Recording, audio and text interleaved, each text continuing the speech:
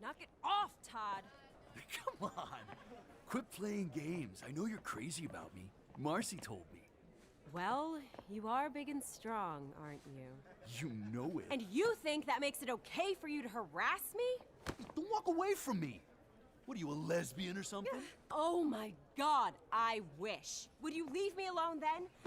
Let go of me so I can go find a girl to kiss. Don't. Guy's twice your size. Maybe you can just sit back and watch this? I can't. I can because I'm not Omni-Man, and neither are you. Let's see. I think Amber's been pretty clear about how she feels, Todd. What? Are you serious, Grayson?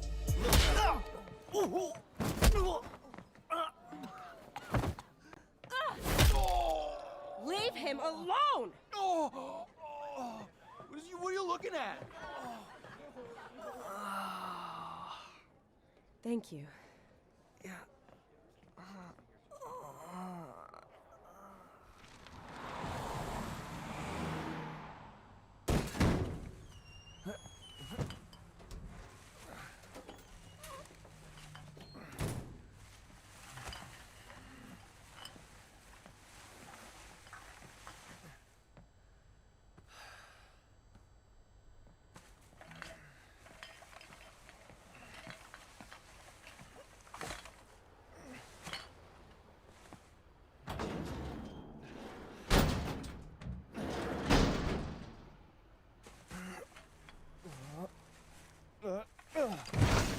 Close one.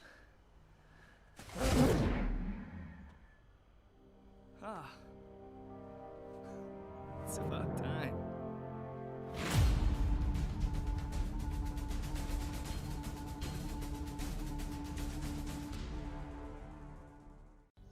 You seem tired.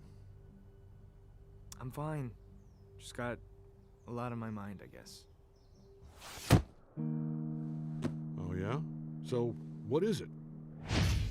You're just gonna keep prying if I'm evasive at all, so, I'm scared, Dad. What if I can't do this? You hear it? I do. Get ready. Were you nervous? A little. But you caught it. I did. Being a superhero is no different. This is the beginning of a long journey for you and me. Along the way, you're going to need to do things you don't want to do, or might not think you can do. It's okay to be scared. It's natural to doubt yourself. But if you can push through that and do what needs to be done, you'll do just fine. You think you can do that, Mark? Yeah.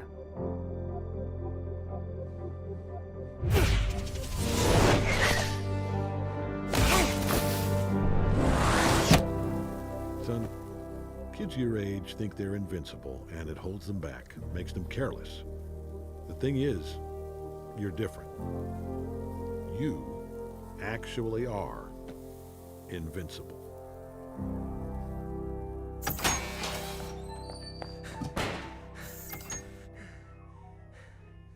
Got it. Okay, kid. Let's get to work.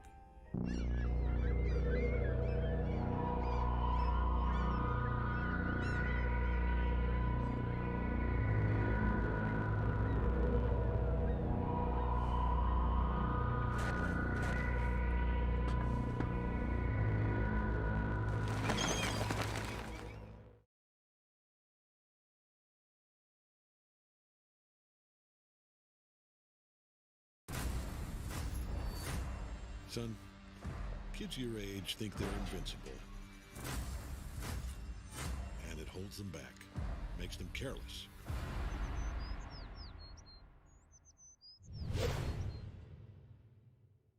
You hear it? I do. Were you nervous? A little.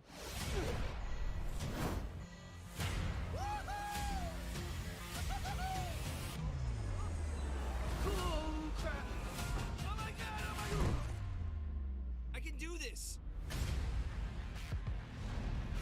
You need something to punch. This is the beginning of a long journey for you, son. The thing is, you're different. You actually are.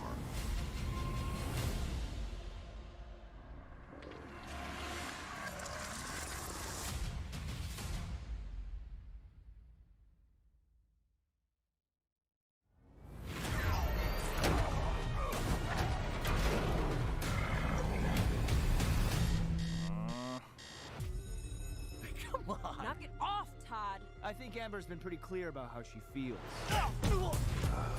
I'm nothing like my dad. I want to be just like you. I've fought to keep this planet safe. Your power's gotta be due any day now, son.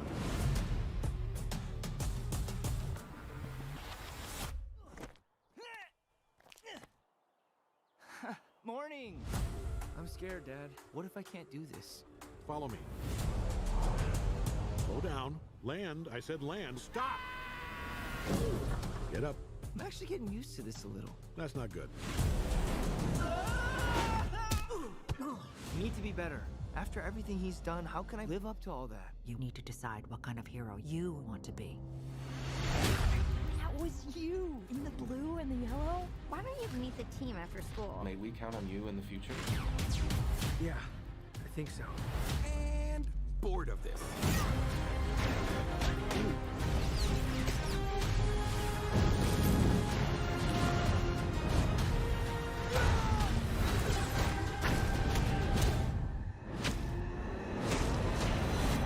Son, we need to talk. What I'm about to tell you will change everything.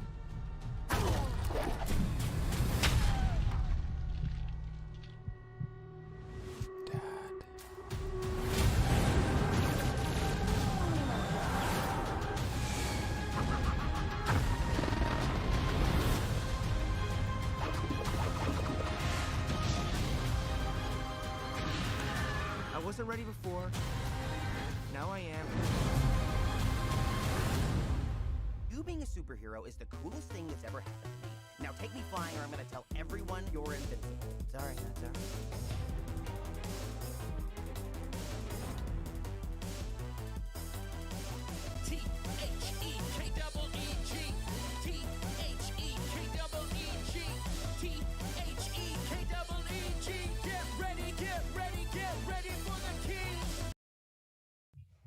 And we are live after a long hiatus. Yeah, you said it, dog in the background. We are live after a long hiatus, a couple months hiatus, really, with the Keeg Live, the show that comes at you every other week, where we talk about different geek topics. This week is your dog is very, very into Invincible. Invincible, that's what we're talking about. That's what we're talking about today. We're talking about Invincible, whether it be the 144-issue comic series, or if it's the new animated series that's on Amazon Prime right now. 5 episodes are out. We are talking about both of those. Now, the first hour of this show is going to be talking, hopefully no spoilers, but just about those first 5 episodes of the animated series. And then after that, we're going to take it and we're going to explore exactly what could happen and what did happen in the comic series and kind of go with that. Luckily, it's not just me talking, because that would be really, really boring. I mean, I'm enthusiastic, but I'm not enthusiastic for 2 hours of solo work. So I have brought 2 awesome guests. We got Kyle Dodson. Kyle, how you doing today? I'm good. How are you? I'm doing good. What shirt are you wearing? Is it on? It's a Freakazoid shirt. Okay. I figured the exclamation point was kind of Invincible. If you flip it upside down. Yeah. Yeah. I also realized recently that like the Image logo kind of looks like Invincible's logo, right? Was that on purpose? Yeah. I don't know. Yeah. Now that you say that, it's very, very similar. Yeah. Also, The Incredibles? I don't know. Maybe. Maybe The Incredibles logo is kind of like that, but okay, a lot of eyes in those early aughts, yeah. Yeah. I mean, how many times can you put an eye in a circle and call it a new thing? I don't know. But thank you, Kyle, for coming on the show. But thank you, Kyle, for coming on the show. You're going to be dealing your expertise on the subject matter. But we also have a second guest, Andrew Chang. Andrew, how you doing, man? Good. Thanks for having me on. Yeah, you're in outer space. I feel like Alan the alien is going to fly past you. A little Invincible reference, you know? Either that or wait, no, I'm not going to spoil anything. Never mind. I was about to say a spoiler. Like, have we gotten that far in the animated series yet? You guys are going to have to keep me in check because sometimes I feel like I'm probably the one most likely to lay down a spoiler, and I shouldn't. I'm the host. I should conform to my own rules. I had a question in mind, and I was gonna answer it or ask it, but I forget what it was. So I'm gonna switch to the main screen right there. Did you guys read the comics without spoiling anything? Did you guys read? You guys have read the comics, right? Yeah. Yes. Did you guys read it like a whole ways back when it first came out, or when did you guys get into Invincible? Yeah, it started when I was in high school, so I didn't know about it till like maybe there were like 30 issues out, and a friend of mine in high school, shout out to G Wesley, he like just handed me the first trade and he was like, read this, it's crazy. And I was like, okay. So I did, and he was right. And then I think on and off I read like up to like maybe issue 80, but then before the series I just went through like a library app and just like binged through it over the holidays, and finally read all of it.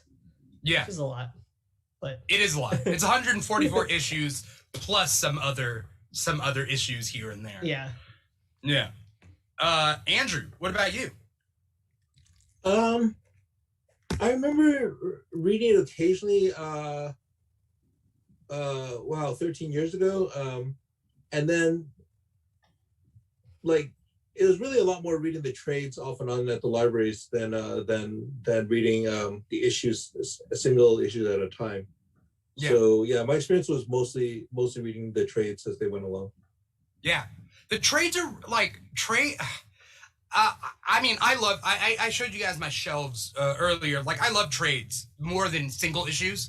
I'll read single issues, but like when I like to buy trades and like put them up. I love, but that's how like a lot of kids get into it, right? Like the libraries have trades, they don't have single issues.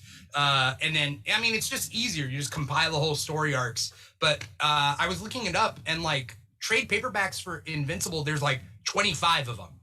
There's like, right? There's a lot. So like, I don't know if you get all 25 at your local library, but there's a lot to Invincible. But it started and it ended, and I mean, people can go back and like read them, which is cool. But when it comes to the animated series was in talks for like a long time. Did you guys ever think that it was gonna happen? I only heard about it basically when it was really late. Like they had announced the cast, I think they put out a teaser trailer, and that's the first I ever heard of it. So I didn't know that there was a long process a long road on this. Yeah.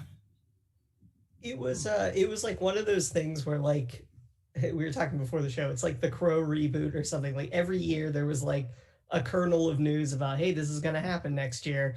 And I think it wasn't really until after kind of like the Avengers movie and like Civil War and stuff really started to become popular, where I was like, oh, companies are like definitely looking for their kind of MCU, and that seems perfect for this, and like someone's gonna pick this up and make it, whether it be animated or not. Like I kind of thought it was just gonna be like CW, we don't see him in the suit ever, like just like walking around his hometown. But no, I was once I read like that Seth Rogen and Evan Goldberg kind of were championing it, I was like, oh, this will definitely get made. Yeah. Speaking about Seth Rogen and Evan Goldberg, haven't they produced a lot of comics to film or comics to TV adaptations? Yeah, Boys, Preacher, I mean, Green Hornet. Okay. Yeah. was like the first one. But yeah. It's nice to have like somebody with power championing these stories that are really good stories, but 20 years ago would have been I don't want to say lambasted, but just like not taken seriously by Hollywood, right? Like superhero stuff has come a long way since then. Andrew, what do you think? I just saw a tweet a few weeks ago saying, you know, there was a superhero boom decades ago, and the Hollywood response to that was like, let's revive the Shadow, let's revive Dick Tracy, because that's the cultural touchstones for the executives in Hollywood. So 20 years down the line, you change the guard, and these executives are a little younger, and then of course with Amazon, like maybe having hired a couple of longtime Hollywood people, but still a lot of people newer to things, like they're newer and fresher and are more willing to be like, yeah, let's do superheroes. Yeah. And like something like the Shadow or like whatever, like you said, like that's a good point. That's their cultural touchstone, but they're trying to take that character and wedge it into something that it's not. Like it's trying to be like, you know, like, oh, we like Indiana Jones and we own the Shadow, so let's like, or you know, something like that. They're like trying to wedge it. Like a lot of those scenes, like we have a script, can we turn this into something else? Or Sony with like, we have a Morbius. Yeah. People like vampires. What do we own?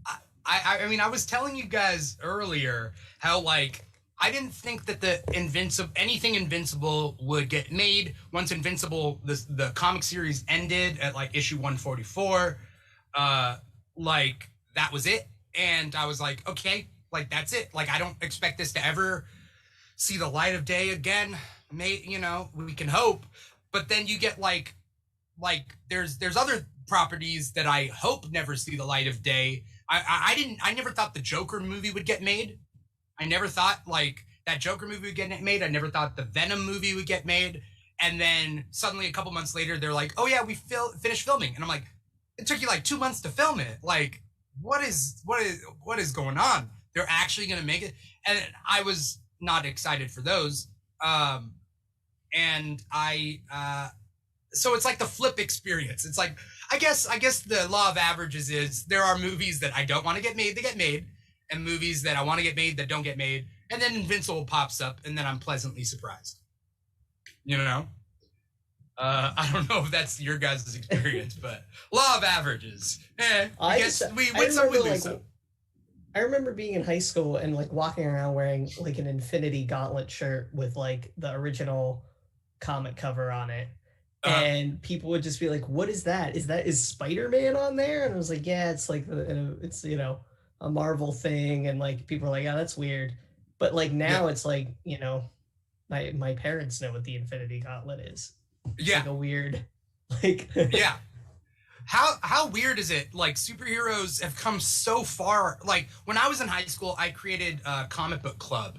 We didn't have a comic book club. There was an anime club. There was an anime club, but there wasn't a comic book club at my school. Oh yeah. We didn't have a comic book club, so I started one in sophomore year of high school, years back. And it was just me and my friends, and we got enough signatures, because you have to like petition for signatures to get it to be able to be a club. Those people don't have to come to the club, and so it's easy for people to sign like signatures. Great. And then it was just 5 of us, plus like a friend of mine's sister who I guess had a crush on me. I'm not quite sure. But like she showed up, and then like, but we didn't do anything. And then like, it was just us hanging out and talking about stuff. And then in like a month later, we were like, okay, we're stopping the club. Like what's the point? We're hanging out, but if we could do that like outside the club. But like nobody came. And I feel like nowadays a comic book club would be popping. Would it though? Because like the MCU is like central to pop culture. Yeah. But comics, actual like panels of comics, I don't know. I would think that way. I would be on your side, Andrew, except for there's a lot of people like, so I'm on TikTok, right? I'm reaching out to the youngsters trying to spread geek knowledge. And a lot of them are like, they're interested in these things. Because think about like, even Riverdale, they're like people like either love it or hate it, but if they love it, they're like, where can I get more of these kind of characters? And maybe you don't want to read Archie comics, but you can read Chilling Adventures or Chilling Adventures of Sabrina, or like Afterlife with Archie, or like those like darker stuff. And like these are like, there is a younger generation that's watching these properties, Marvel, DC, whatever, and they ask me and like other TikTokers, like, where can they get comics? How could they start it? And like, that's kind of what Comic Book Club would be, I think. Well, my loose understanding of youth culture is that they're reading comics, but they're not reading superhero Marvel and DC comics. They're reading like the Scholastic books, these slice of life comics. I mean, like, I love them. Amulet is actually amazing, and everyone should read it. What is it? The Amulet. It's a young adult adventure comic. It's incredible. But as far as the mainstream superhero comics go, like, I mean, the top sellers of books are like, I think 70% just My Hero Academia manga, different volumes of it, and then a couple other manga. Actual Marvel and DC are nowhere there. Like, it's people are reading comics; they're not reading the superhero comics necessarily. Even though, like as you say, there is culture and people are drawn to want more of it. I don't know that they're going to the comics more as much. As much. That's interesting. You bring up some good points. I want to hear, Kyle, did you have anything to say about that? Yeah, well, I will say that, like, noticing on like Comixology and like the Marvel Unlimited app and DC Universe Infinite or whatever word they've added to make it different. They add more words and take more things off. That's I just feel I find it funny with DC Universe Infinite. They couldn't get DC Universe to pop off, so they had to infinitize it. And just like they couldn't get one DC like cinematic universe started, so they were like, it's a DC cinematic multiverse. Like, it's the same concept. Just they don't even cook the spaghetti before they throw it against the wall. They're just like, maybe it'll stick. But I've noticed on those that they will, have like big sections at the top that aren't just Batman, Superman, Spider-Man, but it's like when WandaVision was out, they were like, hey, if you want to delve more into Wanda and Vision, here's some, it's the Vision comic. It's a lot of newer stuff, but it's still like, oh, if people want to look at, what's the Falcon and Winter Soldier doing? Here's this, Falcon Captain America storyline. Here's the Winter Soldier storyline. So it's like they're at least making the effort on their side to cater to those properties for better or for worse. Depending on, but yeah, I mean, like Invincible is like something that, like, I never thought we'd have a live action Doom Patrol show, especially the way it is, so it's like it's along the lines of that in terms of like, I guess there is an audience and enough people bought it and are, they can repackage the trades and resell them again, and so you have that business side of it too that makes sense for them. I feel like this whole episode should be talking about, like, how do we get comics to youngsters? Like, I feel like that's like my train of thought right now. We do need to talk about Invincible. At the same time, like, I think I would say that youngsters are interested in expanding their knowledge of what this pop culture is in the movies and the TV that they watch. But it's where to get it. Because when I tell people, I tell them the library, it's a huge place. Like, they have huge comic sections in libraries now. Like, go to your library. I tell them, like, go to your comics shop. But, like, a lot of people don't want to, don't know where their comic shop is. They don't want to go. Female fans have had bad experiences in comic shops. And that is super sucky because that turns off a whole demographic just because a bunch of douches are at shops. And so that's a problem as well. And like, yeah, bookstores aren't as popular anymore. People aren't going to bookstores. Barnes and Noble has sections, but like Barnes and Noble's, I don't know how they're doing. But I think they want to consume it. It's just availability. They aren't in grocery stores anymore. Where are you going to get your comics? You know? But what's cool about Invincible, I'll segue, is that they have a start and they have an end. And for people that like certain properties that have a start and an end, like you could start and like you can recommend Invincible. They can start on issue 1. They can make their way to issue 144, and they're done. And that's their enjoyment, and that's their love. And like, I don't know, it's really cool that way. It's kind of like I know it's 144 issues, which is like, 12 years of issues, but it is it's kind of a truncated history of all comics in general. Like you have you're a kid, there's a part where his suit is a different color. There's a few storylines where there's another guy who's invincible for a little bit. There are little pockets of like, oh, this is kind of the 80s. This is the 90s type era. This is the, there's the whole saga where he's in space for a good amount of time. Like there's, with generalized spoilers, but so it's kind of like it's like a history and like a tour of like, if you like Spider-Man and Superman, this is kind of the same. This is kind of them together or whatever. Right. Let's talk about the Invincible animated series, even with the start of episode 1. Now at this point, it's kind of hard for me to break up what exactly was in each episode. The first 3 episodes came out together, right? Yes. Am I right? And then episode 4 came out, and then episode 5 came out. And I'm trying to make sense for myself. Episode 4 was he goes to Mars, and episode 5 is the Titan one, right? So episodes 1 to 3 are kind of the big thing. How did you guys feel about those first 3 episodes? Let's start at the beginning. I know that's a very broad, vague question, a very open-ended question. What'd you guys think? But like, okay, as a whole, do you guys feel like it's a good, faithful adaptation of the comics? Yes. Yeah. I think it's a good, faithful adaptation. But I think the like casting is great. The animation looks great. The content is great. I think the execution is muddled a bit. Is what I would say. Okay, interesting. Is it muddled because of the transition from comics to TV show, or was it muddled in the comics to begin with? I think it's muddled in transition between comics to TV show. I feel like if we're starting at the beginning, and I'm not going to do spoilers, in episode 1 towards the end, well, first off, I feel like, especially for an animated show, the episodes are way too long.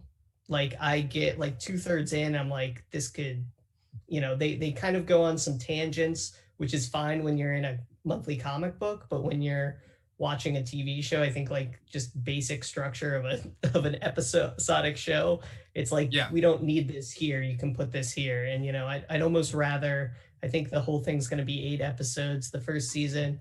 I'd almost rather like 10 episodes that were like 22 minutes versus like the first one is like 45 minutes, and it's not as like snappy, and like in the first issue you get right into it. Like I think the first couple panels is him just throwing that trash bag, and he has he's like, I finally got my powers. In this, we're like 15 minutes before we even get to that. Like I get that they're kind of setting up the world, but like the comic didn't need to do that, and maybe that's the medium, but like at this point I think everyone understands like, superheroes, and like you could kind of start with that and then kind of go back a little bit. So that's like one thing that Okay, I'm gonna ask Andrew. Do you share that with as far as the pacing is concerned? I mean, yeah, but it's been what, 20 plus years now we've been talking about decompressed comics, or is that what the term is? Yeah. So yeah, like and there's a joke about it in the first few issues, right? Like the artist who saves time by copying and pasting it. when he goes to the Comic-Con or whatever.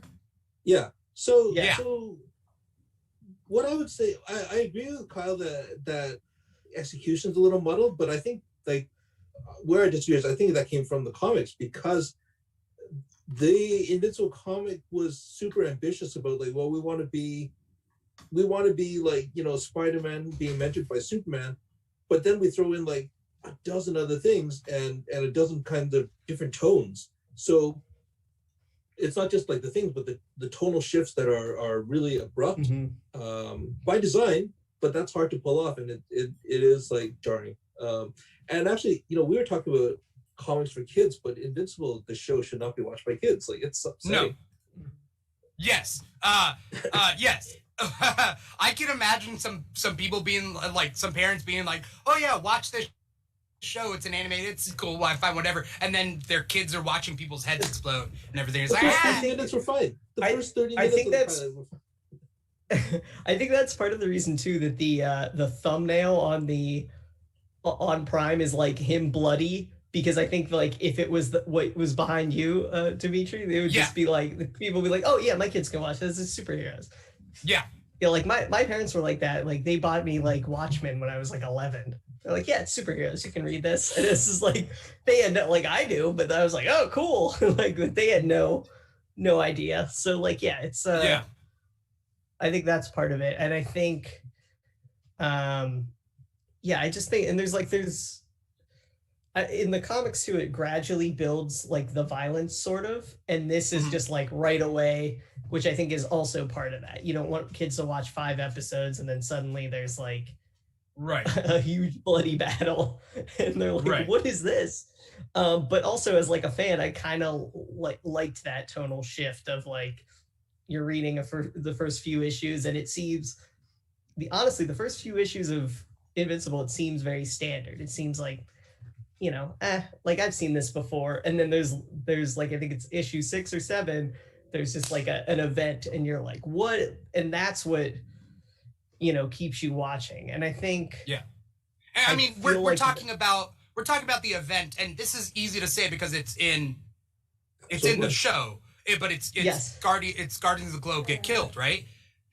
That's in issue 6 of, I think, I think it's 6 or 7, which if I was, sorry, my dog's making sounds. Cool. If I was like for me, what they do is they introduce that way too. That's in the first episode, and you don't have time to get to know that world, you know, and those characters before it happens. So you kind of don't have the attachment to it.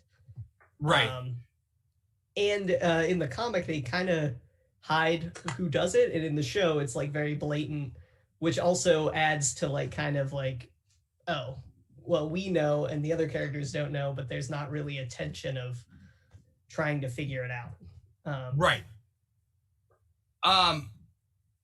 I personally think that like it's nice when we have adaptations that know what medium they're in.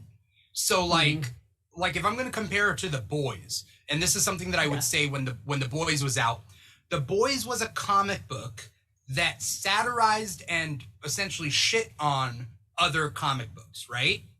And like their tropes that they used were comic book tropes in the comic book. Now, when you transfer The Boys comic book into a Boys TV show or a film medium, I don't want them to satirize the comic book tropes. I need them to satirize the film tropes, which they did in The Boys, right? It wouldn't make sense if they're satirizing comic book tropes. And they did it. They did it with so many different things by including like the film, like the film within a film in The Boys. Which is like, because in the comic, it's like they're writing comics about them. So in this, it's more they're starring in the films, which is which is really cool. And I think Invincible shifted in order to be a film medium, even though it's not film, it's animated, but still, like you mentioned, their lengthened episodes. normally animated series don't have an A, B, and C plot, right? But like Right, yeah. TV shows do. And I think it's decompressed a little bit, but not too much, but like a little bit in order to, like, they could take this exact script and just do it live action and it would be the same. You would just have the same, like, this could just be storyboards for a live action thing.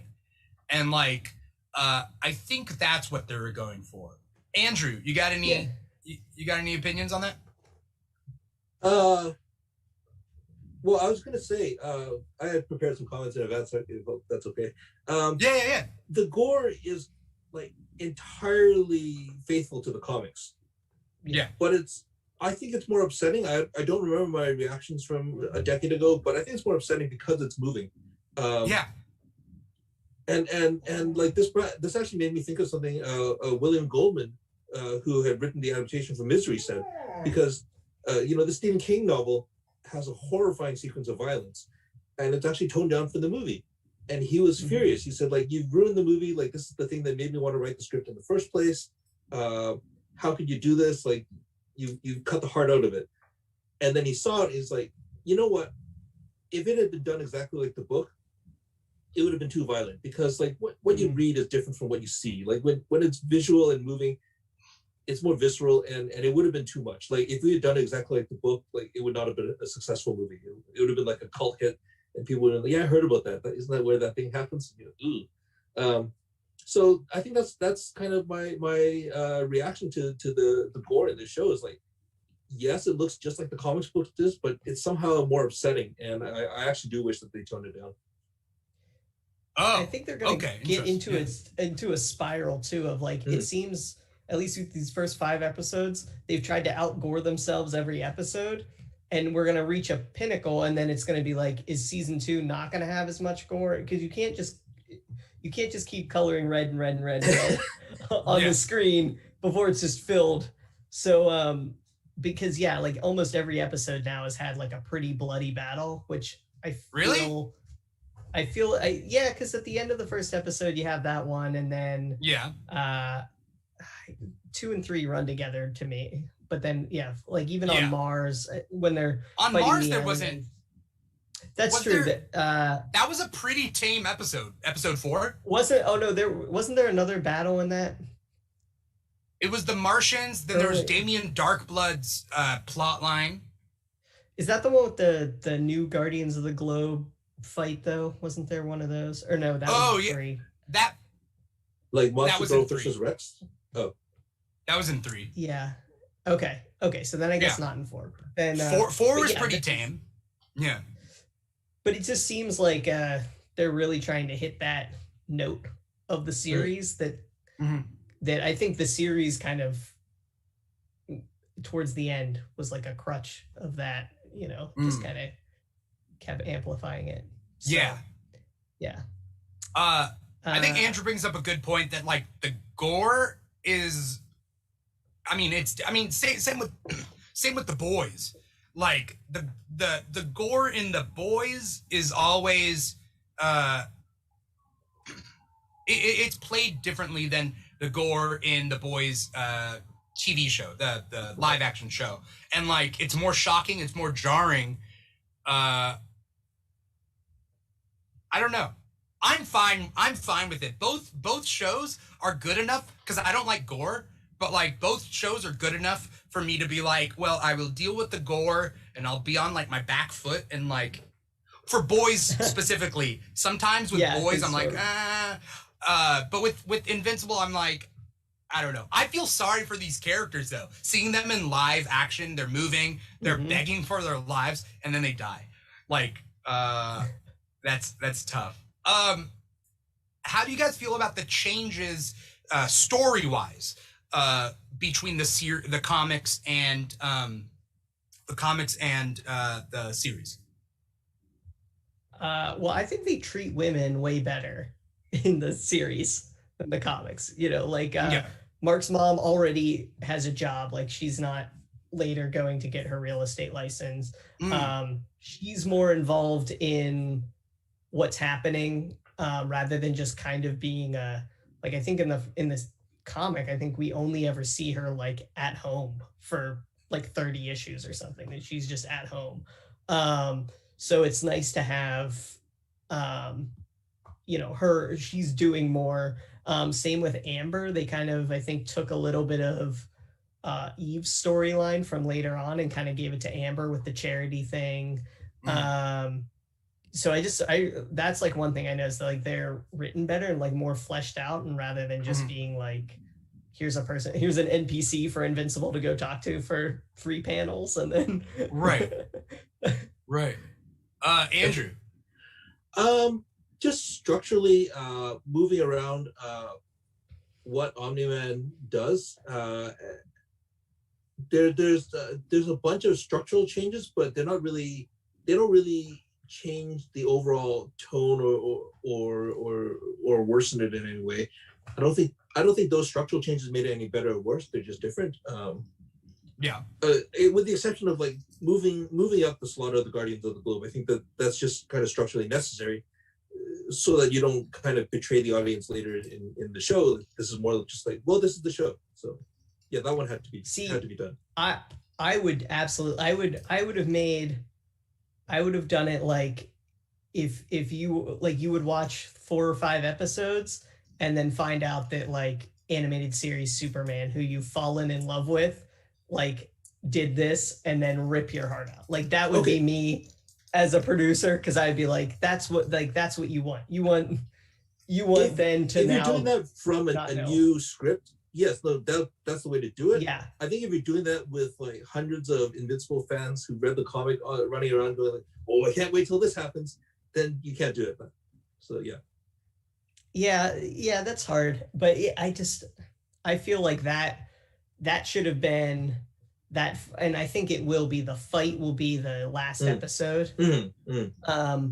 But like I would have revealed that like episode 6 or 7 had the fight at 8, and then, because then you could see like the training stuff, you could still have it kind of a little bloody. I just think they make him kind of a dick too. Like you're supposed to like kind of like him and then be great. Like, same in the comics. Yeah.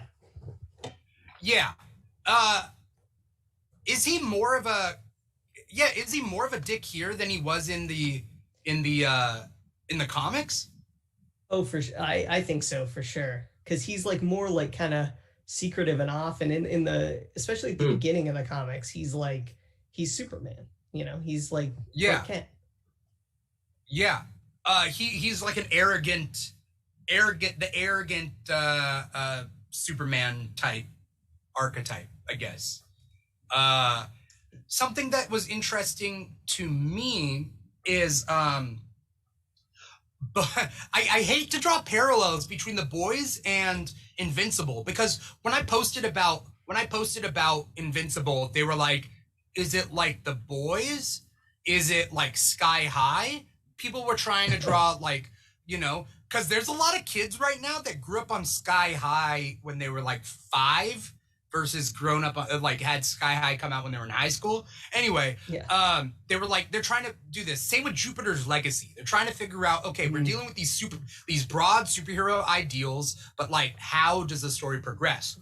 And so you got The Boys, you got Invincible, you got Jupiter's Legacy. And so Cindy, the Yummy Geek, says, or in college. Yeah. Marcus Pineapple says, Sky High, what a throwback. I see you guys out there. You guys are in the chat. Our viewers are increasing. So thank you guys so much for watching this. What was I saying?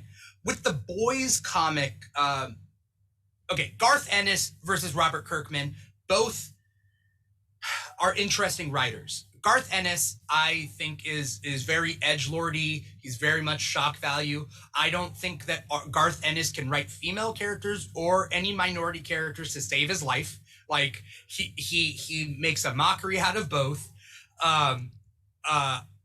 to crazy lengths. Robert Kirkman, I think, is a good writer, but I think he has flaws when it comes to writing females and minorities. In his comics, especially his black male characters all tend to be of a certain type, Robert Kirkman. But I think he's capable of getting better. Garth Ennis, I've given up all hope on. But in this show, Yeah, and you see the betterment of these characters. What were you gonna say, Kyle? oh no, I was gonna say the show like definitely does a better job of like they have taken Amber and they made her a black character, but not just for the sake of they were like, oh, we need a minority character. Like they really thought about it. They got Zazie Beetz. They fleshed out her character a lot more than just being the girlfriend who gets stood up, And same with like Jason Mantzoukas as Rex Splode is fantastic. Like that, like as soon as I read that, I was like, perfect. But they, made him match Jason Mantzoukas' heritage, and so like it's really I think it was interesting how they did that. And like I think that one maybe they set out to change Amber, but maybe not Rex. And then when they were like, oh, we got Jason, let's make him look like Jason. So like that's super cool. I think that's good. And I feel even though I feel that Robert Kirkman has such a hand in this, that he's like, yes, let's do that. That's great. This is perfect. Whereas I feel like Garth Ennis just kind of signs off and is just like, do whatever. But this is how I did it. Cause I'm like, this is who I am. I think is like how he'd be like, I'm just a guy who grew up here and this time. And you're like, well, I comic writers like that. Garth Ennis, I have I don't want to say I have a love-hate relationship with Garth Ennis, but I have a mostly hate relationship with Garth Ennis, and I love some of his stuff. But sometimes most of the time he goes too far. 95% of the time Garth Ennis goes too far. I like his ideas. I don't like his stories. If that's like that. Like I like the kernel. Like I liked Preacher when I read it when I was like a teenager. I don't know if I went back to it now, if it like would taint the image. I did just recently binge through The Boys because like I was done with Invincible. I was like, I'll read this, and it's just so like on the nose, edgelordy. Like it's almost like a parody of itself, even though it's supposed to be a parody. And it's just like really, I was like, oh man, the show really nailed this. Like really found the diamond in the rough here for sure. Before I open it to Andrew, I want to hear Andrew's take. Chris Reed Brown 99 asks, what else has he written? So I'm assuming he's talking about Garth Ennis. Garth Ennis wrote Punisher for the longest time. He created and wrote Preacher. Garth Ennis naturally hates superheroes. Like as a writer, he hates the whole capes and tights superhero genre. So a lot of the time he writes characters shitting on that genre in whatever way. So he wrote The Boys, he wrote Preacher, he wrote Punisher. So the Punisher walks into a room with guns, kills capes and tights, right? Like that's just how he writes it. And he's super edgelordy. He like there are definitely junior hires out there that like Garth Ennis is his favorite writer. You know what I mean? Like that's just like he wrote there's a Hellblazer bunch for of a people. while. Hitman, I think, for DC. So stuff like that, where it's kind of that. If you think of the Punisher, it's like that's as superhero as he gets, sort of. Everything else. Yeah. Andrew, you were gonna say something? I think I've forgotten now. Yeah. Well, we were talking about the changes, the changes from the comics. Well, another one that we haven't gotten into yet is the Marcus Hapa. He's half Korean. Conceptually, that's really cool. When I first heard it, I was like, oh, that's cool. I haven't seen it yet. Like I don't know what I want. I mean, like I don't want him to just be like, I don't know, saying like, hey, have you heard latest K-pop or whatever? But at the same time, like there's almost nothing in the show for me to say like, oh yeah, he's Korean. Like I don't see it on the show. I don't know like what I'm looking for, but I don't see it yet. Something that I think I had mentioned to you is that when they casted Steve Yeun as him, first thing, I love Steve Yeun. I think people love Steve Yeun. Robert Kirkman loves Steve Yeun because he played Glenn on Walking Dead. And he's recently in what's the movie that he's recently in that's supposed to be great and I haven't seen it yet? Minari. And that's supposed to be good. Steve Yeun's on the up and up, and they cast him, and I thought maybe they were going for like a colorblind casting where like he'll voice a white character and it's not that big, and then they cast Sandra Oh as his mother and J.K. Simmons as his father, and then I was like, okay, could they still be going that route? And then I saw that, yes, the design of his mother is slightly different than the design in the comics to make her Asian American, right? And I don't know whether they even designed Mark Grayson to be half. I don't know if the design is there, but that's essentially the only reason I'm seeing them as a mixed family. But other than that, they haven't mentioned anything. So, what I'm getting from this is outside. It's from the news when they say, like Robert Kirkman has explicitly said, in the show, Mark Grayson is half Korean. But like I said, like what he said outside the show hasn't been, to me, reflected in any of the things that they've done, like writing or art. So I'm waiting to see it. I think we're most likely to see it with his mom, right?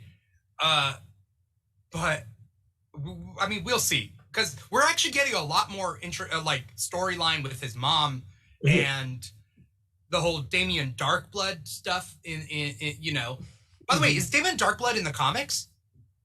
Briefly, he does not have as big of a role. He's like here in like a few stories, but because he's like a Hellboy Rorschach type character. Yeah. So they I see in some of the comics.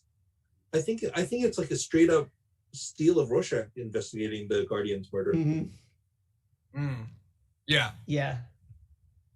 I mean, I like that plot line, and that gets wrapped up. But okay, but I like seeing more of I even forget what's his mom's name. Mark's mom is Debbie. Debbie. Okay, Debbie. You see a lot more of Debbie and Nolan's relationship in this show that I didn't necessarily get in the comics. Though it explores a lot about Debbie in the comics, it's a lot of her relationship to Mark, right? And then in this, they're more of her being her own thing. Am I wrong? No, she's. I mean, because Nolan's been around more, frankly, in the show than he was in the comic. So there is more of a Debbie Nolan thing, and Mark is. It is very true to life, though. When you're 17, 18, like you kind of think about your personal life and your high school life more than you think about like how you relate to your parents. So. Yeah. I think it's interesting. Something that Kyle brought up earlier is that in the comics, like first couple issues are just kind of paint by numbers superhero origin story. And in this, they start off right off the bat in episode 1 being like, this isn't your normal superhero stuff. Like, this is gonna be different, which I think is nice. Because truth be told, if I had read the first couple like issues of Invincible as they came out, I probably would have given up. I'd be like, I don't really care. What's the point? It's just like everything else. Yeah, I was like told that there was a crazy twist, but I wasn't told what it was, and I was still surprised versus like just the way it was set up. But I agree. Like, I feel like if I was waiting monthly for this thing, I don't think I would have held on 6 months. They in episode 5, they go into into depth about Titan and his storyline, right? It starts off with Titan. He's a guy who can create like a rock exoskeleton. He has and he's taking down that one gang, and he's being an enforcer for Machine Head. Do we see that storyline in the comics? I don't remember. Yes, but it's a little more in the background. You don't see all of him and his family. It's kind of from the point of view of Invincible a little bit more. But no, that was the first episode I honestly really enjoyed of the entire show so far. Like every other one, I was kind of like, eh. But that one like grabbed me. I was like, oh, this one's great. Like this is really cool. Yeah, yeah. And Mahershala Ali voices Titan, and I keep like I listen to like all these voice actors I'm listening to. And I'm like, oh, okay. Are there any voice actors here that are jarring to you because we know their voices? I was a Community super fan, so like Gillian Jacobs is like I kind of hear it and I immediately think Britta, and it takes me out a little to hear someone who I know is not a high schooler be a high schooler. Yeah, Britta's voice is probably the most jarring to me. Kyle, do you got an opinion? I think it'll take some time for me for Seth Rogen as Alan the alien to grow on me. Right. That's just like a little jarring because but he's not in it as much, so it's like it's okay. I mean, I can always recognize Clancy Brown or Kevin Michael Richardson like immediately. Yeah. Who's Clancy Brown voicing? Who's he voicing in this? Damien Darkblood. Oh, yeah, that makes sense. Okay, yeah. I almost wish that Walton Goggins and Mark Hamill were switched characters. What characters did each of them do? So Goggins is Cecil, the CIA guy. Yeah. And Mark Hamill's Art Rosenbaum, the tailor. But like, I don't know. Like to me, like if like a Mark Hamill as the Cecil is better. Like Walton Goggins just doesn't sound like the character looks, I guess. Yeah, I feel like, yeah, Cecil's voice doesn't match Cecil's face or what I imagined Cecil to sound like. And when I saw he was cast, I thought they might make Cecil younger looking, like not look like he looked in the comics. Young, hot Cecil? CW Cecil? Maybe make him look a little bit more like a Walton Goggins or something, just to... Yeah. Yeah. Cecil just gets out of the shower, his muscles flexing, and yeah, okay, no, that's a whole different that's fan fiction right there. Feel free, anyone out there, there's 55 viewers on Volume right now. If anyone is in love with that young Cecil fan fiction, feel free to take that and run with it. I'm not gonna write it, but if you guys want to write young hot Cecil, go ahead. If they write it, we'll read it. We'll come back and read it on a... Oh, I mean, yeah. If you guys write it, we'll come back and we'll read it on air. We'll do a reading of the fan fiction. Yeah. But yeah, make sure you tag us in that. Oh man, it has to be called Young Hot Cecil. Are you good jarred as I am sometimes hearing J.K. Simmons and thinking like, oh, that's just J.K. Simmons, or are you just down with it? I think I'm down with it. Yeah, I'm down with it. Like, as long as he doesn't say Spider-Man or, like, ask about drum lessons, I'm, like, pretty much... Right. I can, like, put him out of my head. I am getting a little, like, you know, quote-unquote, like, from the movie Whiplash. I'm hearing a bit of that and like, feeling it, so... Yeah. I think I'm fine with it. Again, the biggest one is Eve with Gillian Jacobs' voice. Nothing much stands out. I'm trying to think of like Jason Mantzoukas, his voice obviously like is his voice, but his voice is so cartoony anyway. Like it doesn't matter as much to me. And it fits that character. I think they like paired him such well with the tone of that character, because like even though he is a dick, he's a dick because he's childish. So I don't actively hate that character. You know what I mean? He's just like, you get like, oh, this guy's like immature, and he's like, everyone knows a guy like that. So it's sort of like, you know. Yeah. I like his character. I like that they're not pulling punches with this show. Like, it could have easily been dumbed down. They could have reduced the sex, reduced the violence, just kind of made it a paint by numbers thing, but they didn't. With props to Amazon And props to the producers for going that extra mile.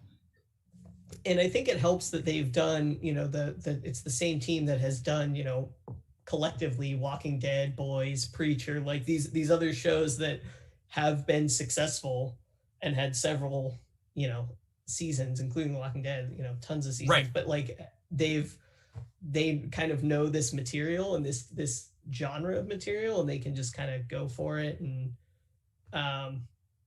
you know, let them run with not pulling punches on things. Yeah. I think as we look back on these last 20 years of comic book developments, we can see the little things that built up the timeline, right? And like has built this like empire of comics to film adaptations and moving geek pop culture forward. Like the Keeg wouldn't even be a thing, and we're small potatoes, but like we wouldn't be a thing if like comics weren't like big enough. It would just be me sitting in my room talking to a friend maybe and like talking comics, and like nobody would tune in. But like the fact that like there's this pipeline now, and like there's these things that we grew up with that are being made into things, like all because like, I mean, I would like to say because Blade became a movie, you know, but obviously there's history before Blade became a movie. But Blade became a movie in '99, I think. And it got and it was taken seriously, and then Blade became a movie because you know, Blade became a movie, and then X-Men became a movie and then Spider-Man became a movie, but then Daredevil became a movie, and then you know, Fantastic Four. And so like there's this like weird development, and then like Smallville happened and Heroes happened, and like both of them were too shy. They were shy of being a superhero show, but then like yeah, like then we like leading us to like the CW verse where like now Flash is in costume, and we have like Marvel and like Avengers Endgame, like we got Disney Plus shows, and like Groot is a household name. Yeah. Where are we, man? Really strange. It's so strange. It's it's cool to be a nerd now. Like when I was in high school, people were like, "Why are you wearing a Spider-Man shirt?" And now it'd be like, "Oh, cool, Spider-Man shirt." You know, like yeah, it's really, really weird. Right. Let me ask you something. Yeah. Some of the stuff that the Invincible comic was doing, 18 years ago, do you think that's kind of has to be changed because of how pop culture has changed? Because, as you say, when that comic came out back then, the Hollywood didn't want to show superheroes in costume. Yeah. Back then, everyone was like, "Yeah, secret identity, that's a thing," and secret identity is not really a thing as much these days. Does Invincible need to be updated for some of these ways just because the culture's moved? I mean, I think it eventually will, like, be updated, but I don't know. Kyle, I'm getting itchy watching him like hide from Amber. This stuff. Yeah. Well, I think it's such a trope that we know that they're kind of playing on that trope, and I think they'll maybe like reverse it a little bit where Amber will just figure out who he is, because like I think there's even a thing in the comics where someone figures out who he is because they're like, "You're just wearing goggles and like a yellow suit, like you're not really hiding." So I think there will be, you know, a flip or something like that on those tropes and expectations. But I think that's just something that like we inherently have programmed into us now, that like that like they'll just kind of play on that versus, you know, it being played straight. Yeah, I don't think it's gonna get old. I think like they know kind of what they're doing. It's funny, you were talking about like, how things have progressed in the last 20 years, and like even the scenes at Comic-Con in the comics, like in the comics it's kind of bare, right? Like it's not nuts to butts like real Comic-Con is now. Like Comic-Con right now is nuts to butts. But like if they show Comic-Con in the show, they're not gonna have it just be this like barren wasteland of which also they do on like these procedural shows. Like if you ever watch like a CSI Miami or whatever, they'll always have like an episode where they take place at a Comic-Con where like it's not nuts to butts, and like that's old Comic-Con. That's like before the boom. nowadays, if you show Comic-Con, it has to be like, yeah. Well, and you Yeah. couldn't afford that on a live action show. Like, I mean, that many, yeah. I think this is where Or they have that to, like- Flax and War was so great to do in animation. Yeah. I mean, yeah, because you couldn't have that if you did it in on a show's budget live action, it would either not be as epic or it would look shitty. Like there's no middle ground there. You know, it's it'd be like making that that end Infinity War or end game battle like on CW. You'd be like, oh, this looks terrible. I mean, CW has done that though.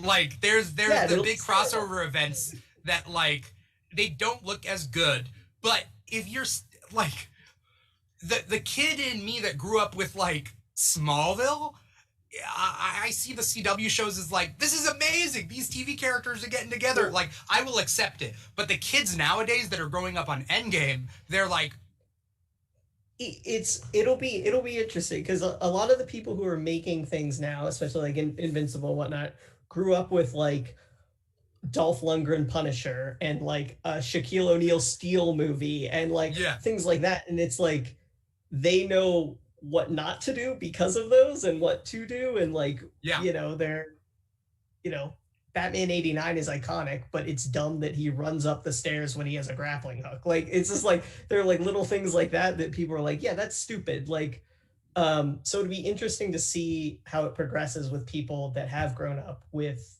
what we have now, and how things will like change and maybe they'll be superheroed out, you know, like it's it is what it is. I don't think anyone's gonna get superheroed out, mostly because if you think about like the comic medium, like at a certain point, comics strayed from being capes and tights, and it was like, we got capes and tights. We also got supernatural stuff. We also got like, we're bringing back teen romance. We're bringing it back. Like it used to be a thing. And like, now we're bringing it back. We're, you know, there's all these things that like, we're going to see superhero stuff, but in different situations in the future. Yeah. Like even Marvel itself is choosing to expand itself and create these, like WandaVision as a genre, it was crazy. Like if you think about WandaVision as like, that's like, they know they're going to do well and they're just doing it. And it brought in a whole new group of fans, especially female fans into the Marvel, cinematic universe. And so like Marvel learns from its mistakes. It sees the future and it moves. And DC, you know, they're, you know, and this is I'm a fan of DC and I don't know. Well, I think that's the problem. I think if you're you fall into two camps. You're either like a fan and you want them to do well, or you've just like, you've just gone so hard on this is going to be great for 4 years and then it's not, and you still have to just say it's great. Like it's, you have to double down. I expect them to like be wearing red hats that say make Justice League great again. Like it's pretty much the same. I was about to say that, but I'm glad you said it before me. Yes.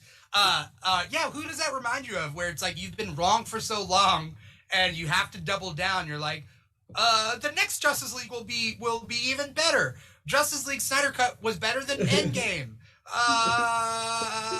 We were right. And so I get it. We got 75 viewers viewing us on volume.com. Hopefully they all share our opinions. We are going to transition into talking about the comics. We're going to transition into talking about, spoilers about the comics. We're going to transition into, spoilers about the comics, where the series will go, all the little bits and pieces. So if you guys have just watched the TV show and you don't want to know where it could go, because again, the comics is where it could go. We don't know. They could totally divert. Like if we're talking like Walking Dead, Robert Kirkman. Okay, Vicky says, "Ack, cannot do spoilers. Love you guys. Bye." Cindy the Yummy Geek says it took 4 hours to rush the character development that they kept missing. Oh yeah, Cindy. Yes.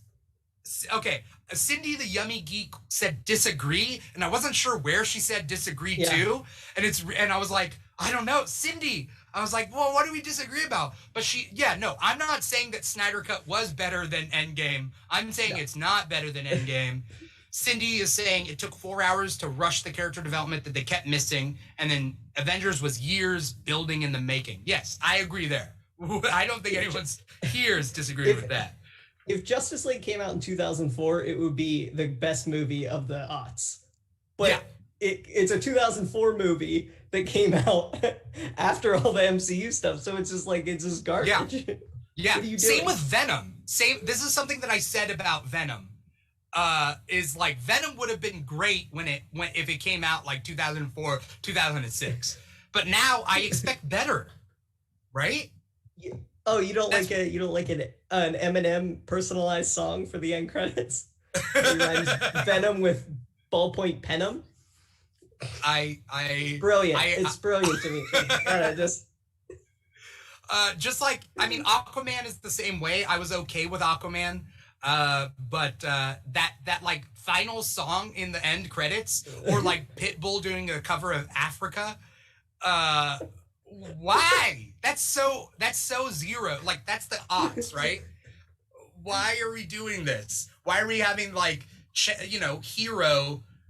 Was it Chad Kroger singing Hero in Spider-Man 2? Yeah, like that's superheroes back then. Why? Although I will say, in Suicide Squad, I did miss the personalized Will Smith rap.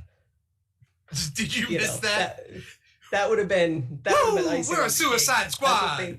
Woo! Yeah, I mean, you can hear it. You know exactly what it's gonna be. Yeah. He runs down everyone in Suicide Squad. Yeah. I don't know what, because he always like samples and covers songs.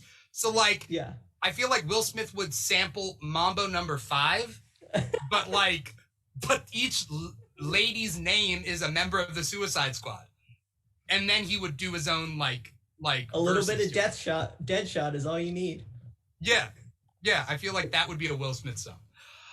Let's talk about the comics. We've got 89 viewers here on Volume.com here to listen to us talk about the Invincible comics now. These are potential spoilers to the animated series, but we don't know. The Walking Dead veered off, killed Andrea, did all that stuff that they didn't do in the comics. So who's to say what will happen, what won't happen?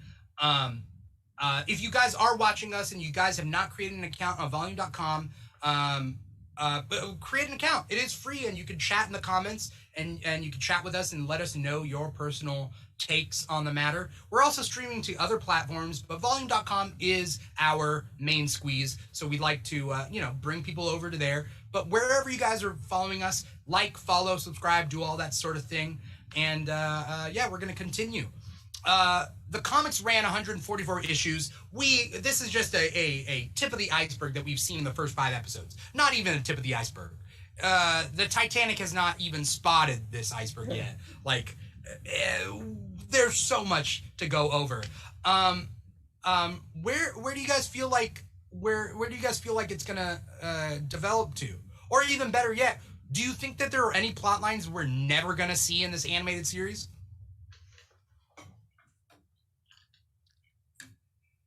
I think that Angstrom Levy or whatever is going to kind of be like almost like the Thanos sort of like over multiple seasons. I think we're going to see him maybe at the end of season 2, beginning of season 3, and then not again for like 2 seasons or something. I think that's kind of a good like underplot line, or they might do it kind of like how they're doing the robot story right now, where it's just kind of like snippets here and there.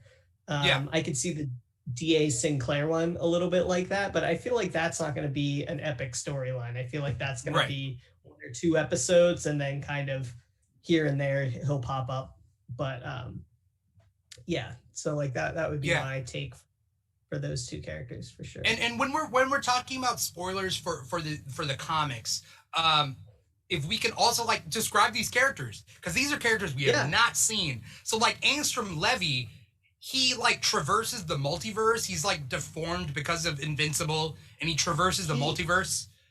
Yeah, he has some sort of power, or one of his versions has a power that can bring himself from any multiverse into another multiverse. And so he kind of has, he's a little bit like a Kang the Conqueror, where he kind of has like an army of himself that he can then use. And he uses the Mauler twins who are in the series now to kind of help combine all of his knowledge from all of his other selves. But when like Invincible comes in, stops the process midway, and it like he basically just has like a big brain from like the top of his skull to his back, and then he kind of ducks out, and then in the comics he sends Invincible to the Marvel universe for an issue where he fights alongside Spider-Man. But then he sends him like kind of multiverse hopping, which would actually be cool for an entire season if Mark's just like quantum leaping into different multiverses. But I think we need to get to know everyone a little bit more before we delve into that. But yeah, that's a cool storyline. I would be upset if they didn't utilize that. Right. Andrew. So all the Viltrumite stuff, I think it's core to what's already been on the show, and I think it's core to the comic. So I think they're definitely going to bring Thrag in, the Emperor of Viltrum. My guess is, just so far based on that and based on what it was like in the comics, I would assume that they would probably just play the whole thing straight as it was in the comic. For spoilers for anyone out there, and again, I mean, I could keep saying spoilers.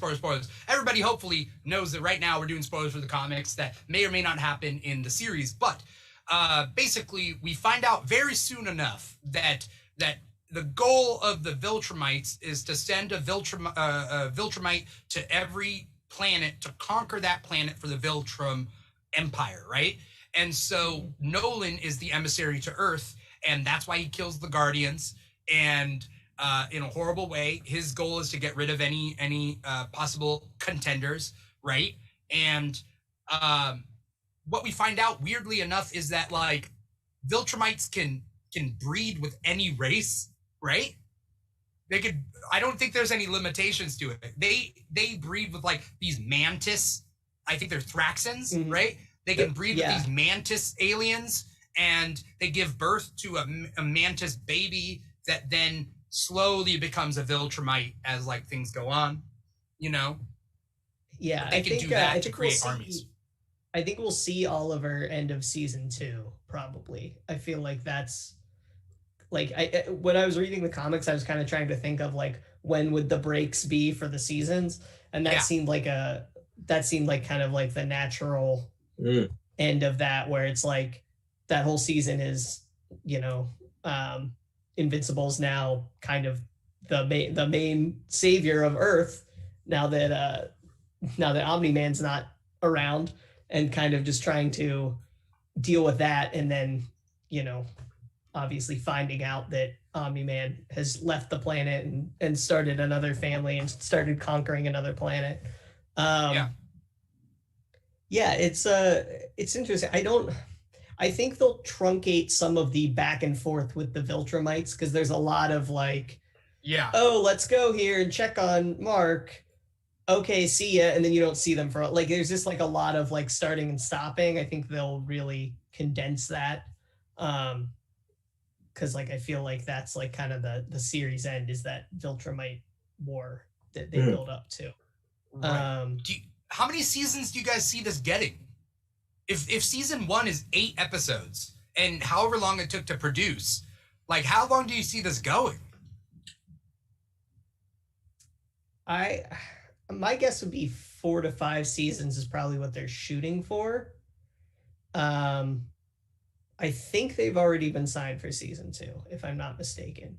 Okay. It might have been a 2-season order to begin with. But that would be my guess. I can't see it being like Walking Dead length 10 seasons. Or 11 seasons. I'm trying I don't know many animated series that aren't like a Simpsons or a Family Guy or South Park that goes that long. But yeah, I'm trying to look up. As of April 2nd, Invincible is not renewed for a season 2 yet, so we don't know. As of April 2nd, so maybe one season. No, I think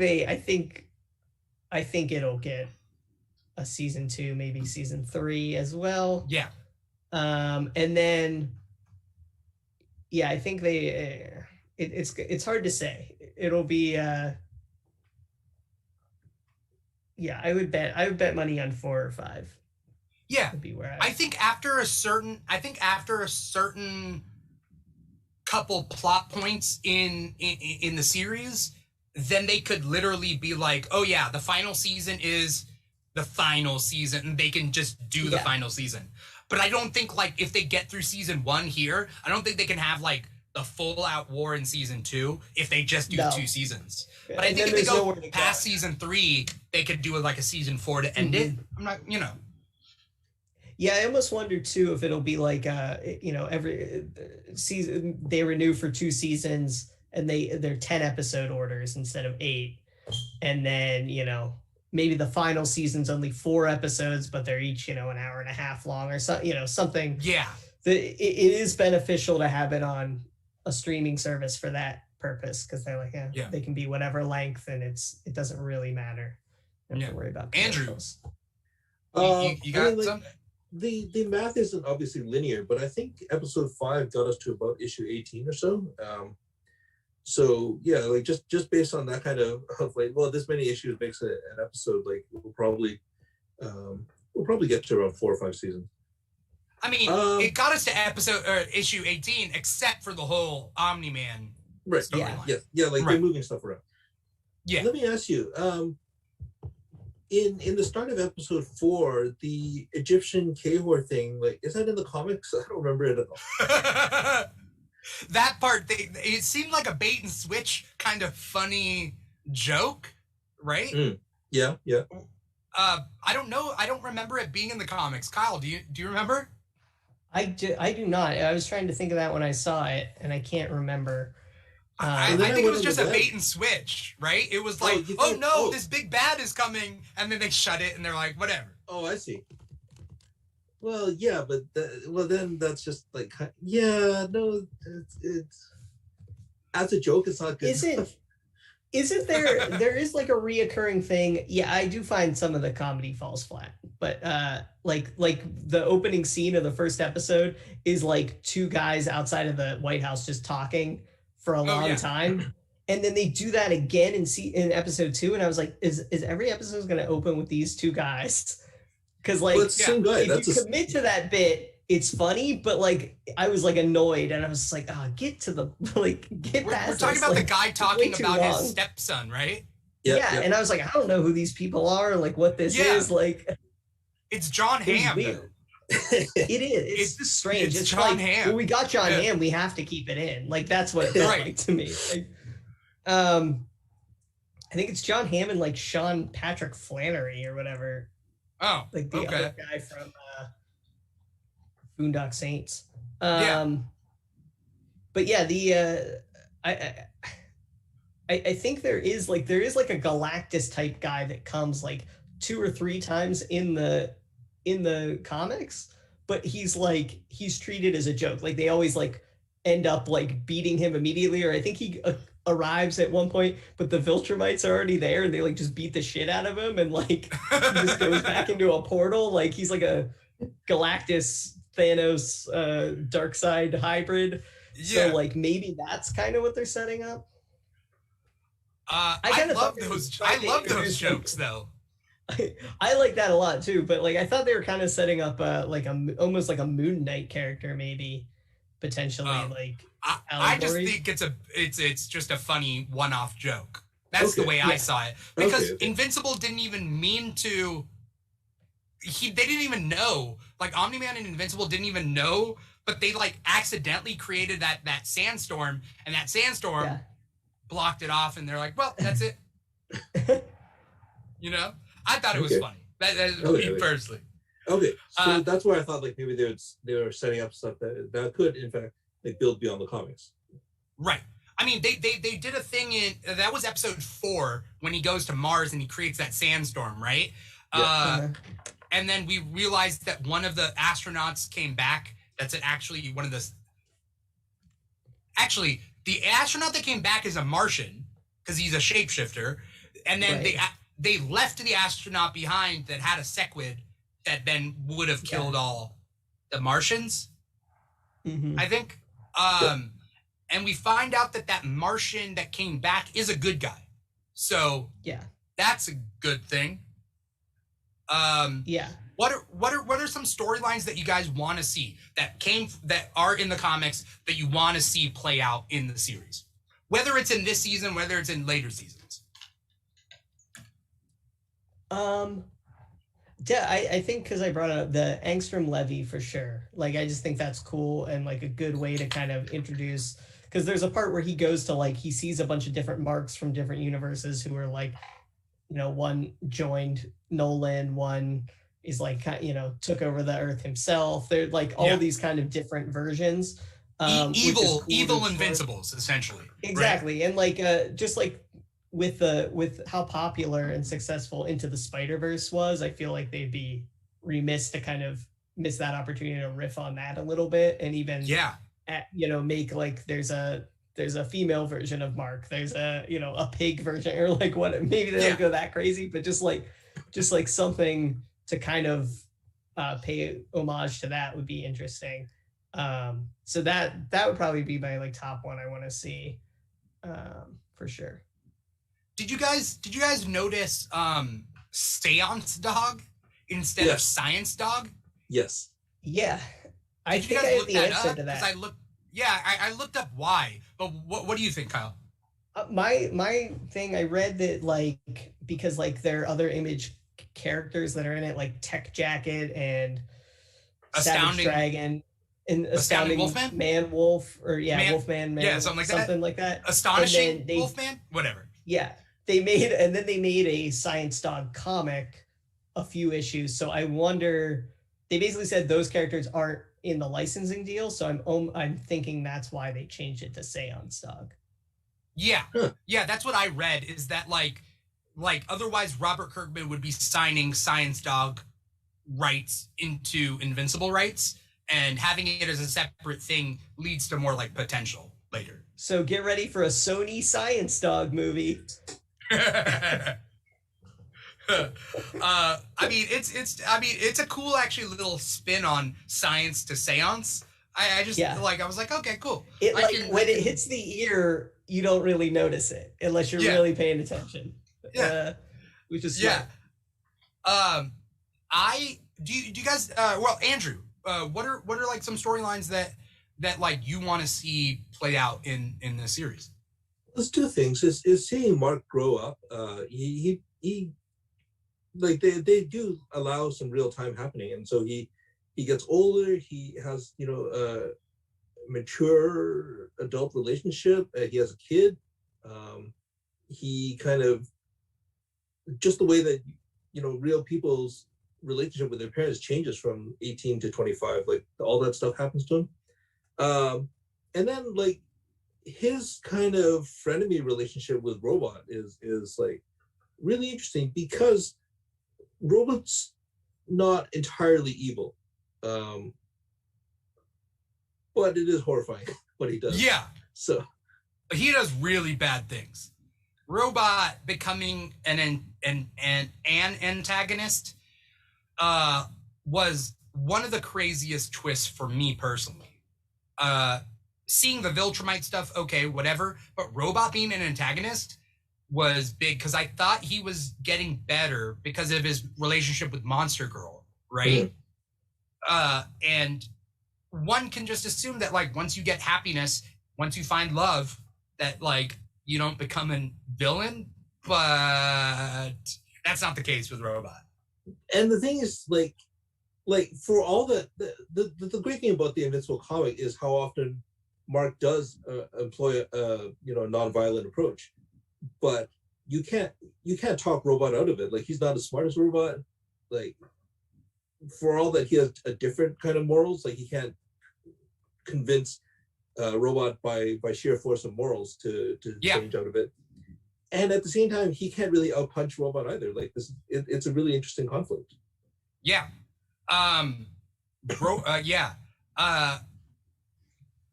Kyle, you there?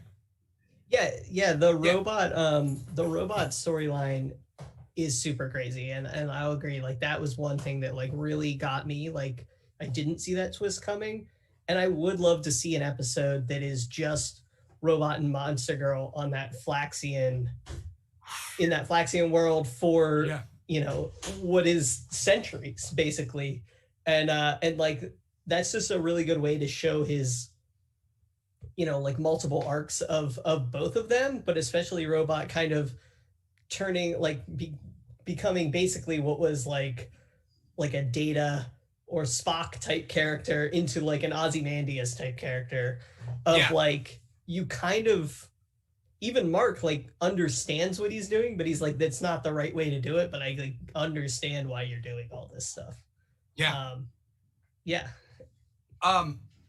Also the twist, the cool twist that happens there is that Monster Girl when in her monster form is biologically male. And as opposed to like how She-Hulk is drawn nowadays, where like She-Hulk drawn nowadays is still biologically female, but like Monster Girl's monster form is biologically male, right? And has a baby with a female Flaxen, who then like comes and like is like their champion, like that comes to like one like get revenge on them, but also like to like kill his mother sort of of character. I think that like, by the way, that beer looks really good right now, Kyle. I'm not gonna lie. Thanks. It is a Brooklyn Defender IPA. It has like comic booky looking. Oh, very on brand for this episode. Yeah. Thank you for doing that.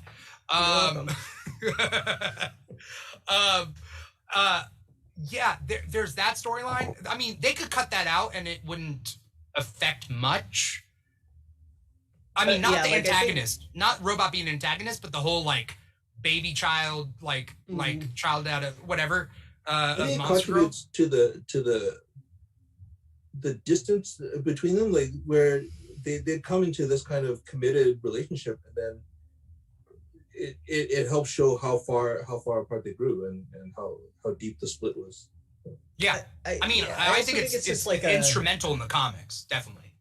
It's also just like a really different that to me is like kind of where we start to see it not being like a parody and an homage to other comics and kind of starting to really be its own thing.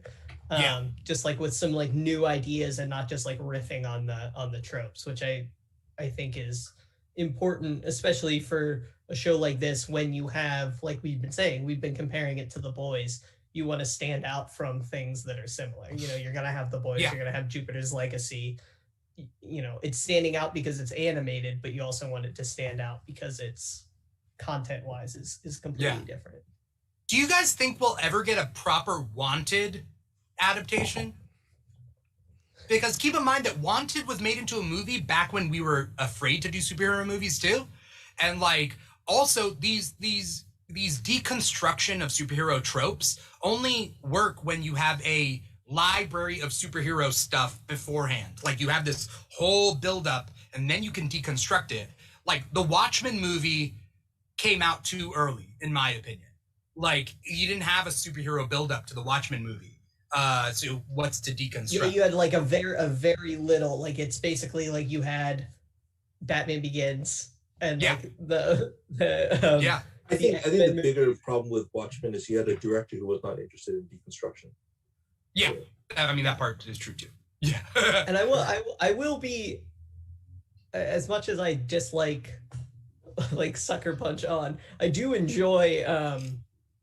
I did enjoy the Watchmen movie for what it was at the time it was at, but at the same time, it's like it's nothing like reading the comic, and it's nothing like the HBO series is fantastic. Like, and I don't know. It's sort of now become. It was supposed to be a parody of this stuff, like Charlton characters, and now it's like its own universe, which is strange.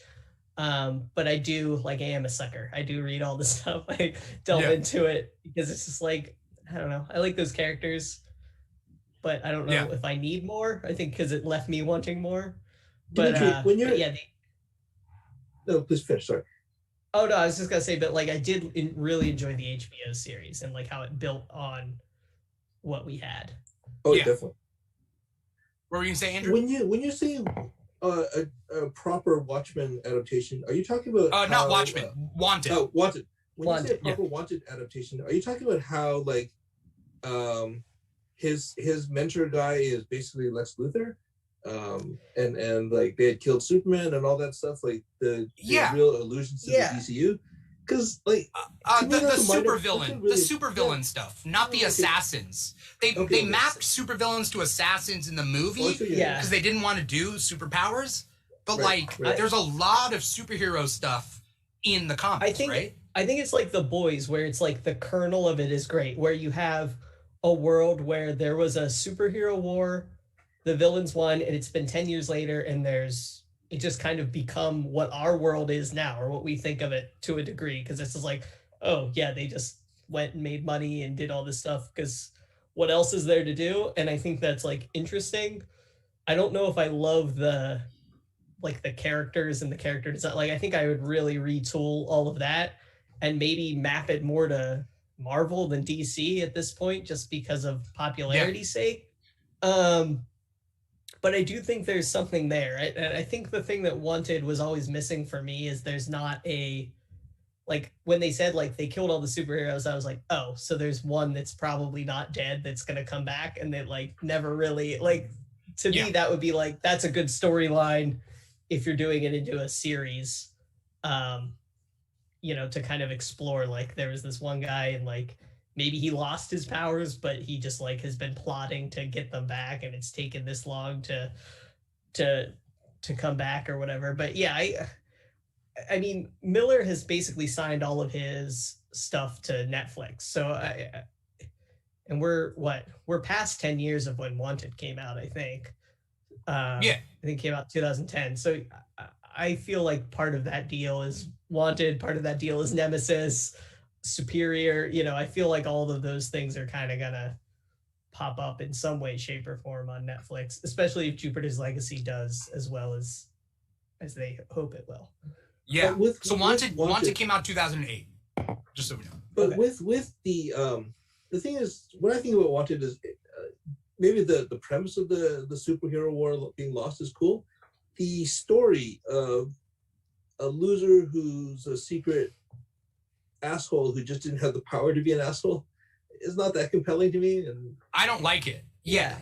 So I'm agreeing with you. That's why I think The Boys is a very good example of this, where The Boys comic of there's a team that's paid by the government to keep the superheroes in line, and that's where the similarities begin and end for the show.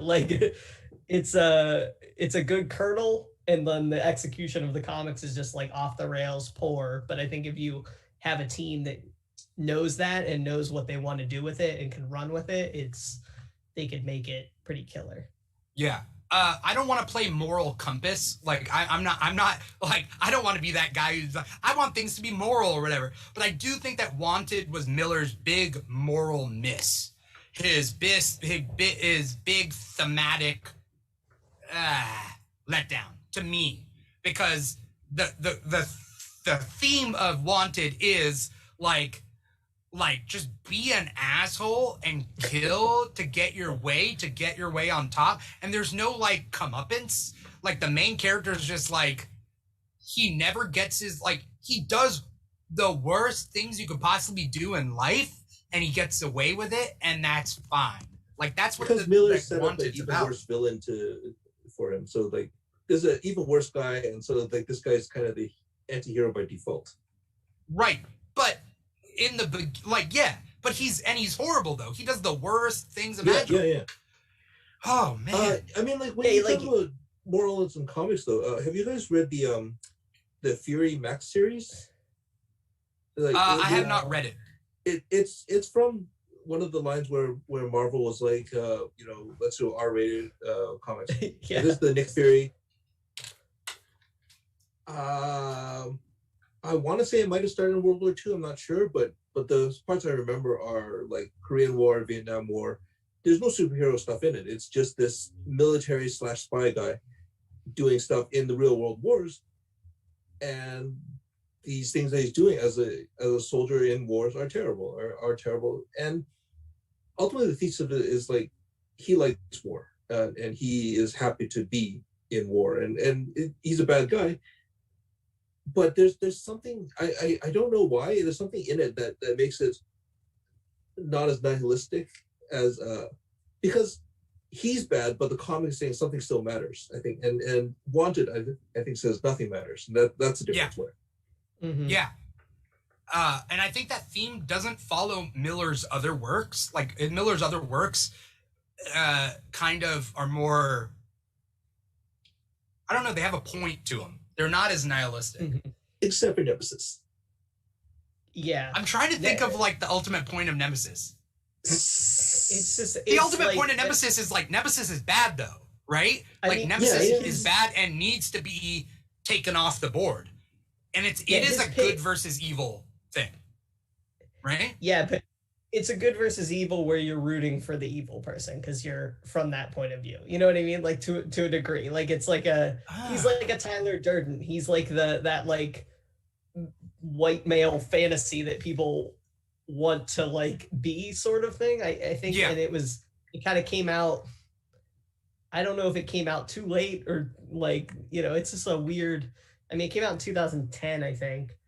And it's just like at the time I like enjoyed it, but I feel like if it was a movie or a show, I would need something more to like the character versus or like have it be from the other side where like it's like the police hunting a crazy Batman sort of thing. I mean, like the original pitch was what if Batman was the Joker. So I feel like it is super nihilistic, as Andrew said. Like it's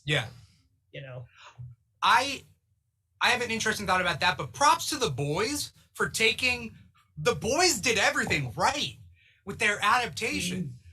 Talk about somebody that took like, again, I don't respect the boys comic book series. I keep trying to read it. I get so many issues in and I have to stop because I lose my appetite. Like in many different ways.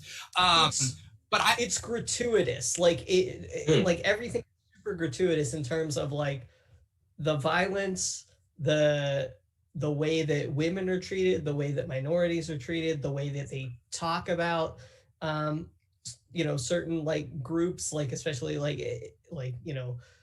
people who are disabled, like all these terms that we don't use now. And like I kind of looked up when it came out and I was like, we really stopped using these terms then as well. So it's just really like it's hard to root for that core team. And Billy Butcher is so like unlikable as a character to where like Carl Urban is like very likable and you understand his drive and reasoning behind everything he does, even though he might not make all the right decisions. So like you said, props to the team for like finding this like small sliver and being like, let's expand on this thing. Right. Yeah, that's interesting. Bringing it back to Invincible, and I'm liking where it's going, and I'm wondering what they're gonna cut out.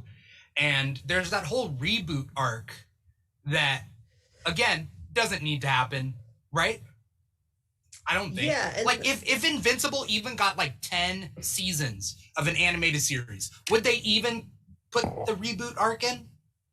It's interesting because, like I said before, it's kind of like a love letter to the history of comics, and that reboot arc is a lot like it's kind of like all rolled into one. It's a little bit like Miles Morales. It's a little bit Nightwing being Batman. It's a little bit, kind of like Death of Superman-y with some, like 4 characters coming to be Superman or whatever. But it's kind of like that homage, which is interesting. But I actually like, because I only remember seeing the comic covers. I hadn't made it that far when I initially read. And so reading it this time, I liked the way they did it, because like when I kind of got to that that arc, I think is called Reboot, or the trade is called Reboot, and I kind of like rolled my eyes. Is it Reboot with a question mark, or is it just Reboot? Yeah, it's Reboot with a question mark. Actually, almost all of the trades are names of sitcoms, which is funny. Yeah. Like oh, Full by House the way. Yeah, by the way, I love the fact that they got Reginald Bell Johnson to voice Principal Winslow, and like I almost started crying because don't they go to Reginald Bell Johnson High School, right? Is that what? Yes. Okay. Yeah, and the principal is Principal Winslow, and I personally I have a deep love for Reginald Bell Johnson. Like it's a very deep I'm almost tearing up just talking about it. I have a deep love for Carl Winslow, for Family Matters, for Reginald Bell Johnson as an actor. Like, he was like my TV dad, right? And so having him and his voice, and I'm like, and the character design, and it was just great for me. Sorry, I just wanted to throw that in there. No, when I first saw it, I was like, that can't be him. That's like someone doing an impression, right? And then I looked, I was like, oh my god, like that's crazy. Yeah. But yeah, so like when I got to that Reboot saga, I kind of like rolled my eyes, like, oh, this is gonna be like I already had an idea of what it was gonna be, and it's not like that at all. It's a lot of even Invincible set up basically a company that can like protect whatever power plants, etc. People can buy into it as insurance. Well, then Invincible has to go into space to do some Viltrumite stuff, and so like she gets what is his name? Why can't I'm blanking out. But basically in the first episode they had that orange and yellow suit, which is like a great callback because another guy puts that suit on. That's the second Invincible, right? Yes, and then he becomes the second Invincible. So you like already they built in like, well, this suit was designed for Invincible, and so this guy could definitely fit into Invincible's suit. So like so which is like just such a funny like callback. But yeah, he kind of just dresses like Invincible, and she's just like, just fly fast and no one will notice. They'll just see the yellow and blue suit stripes or whatever. He picks up the mantle before the Reboot arc, right? We're talking about the black superhero who has similar power set. Yeah, that's what is that not the Reboot part? No, I mean he becomes the blue and black suit. He becomes I'm trying to look this up. His name is Zandale Randolph. He goes by Bulletproof, and temporarily he becomes Invincible when he fills in for Mark. And is that the Reboot arc almost gets killed? Something like that. Or Mark gives up being Invincible for a little bit to raise his family. I believe there's a thing there. And then in the Reboot arc, I forget what happens in the Reboot arc. That's why I need a Andrew, do you remember what happens in the Reboot arc?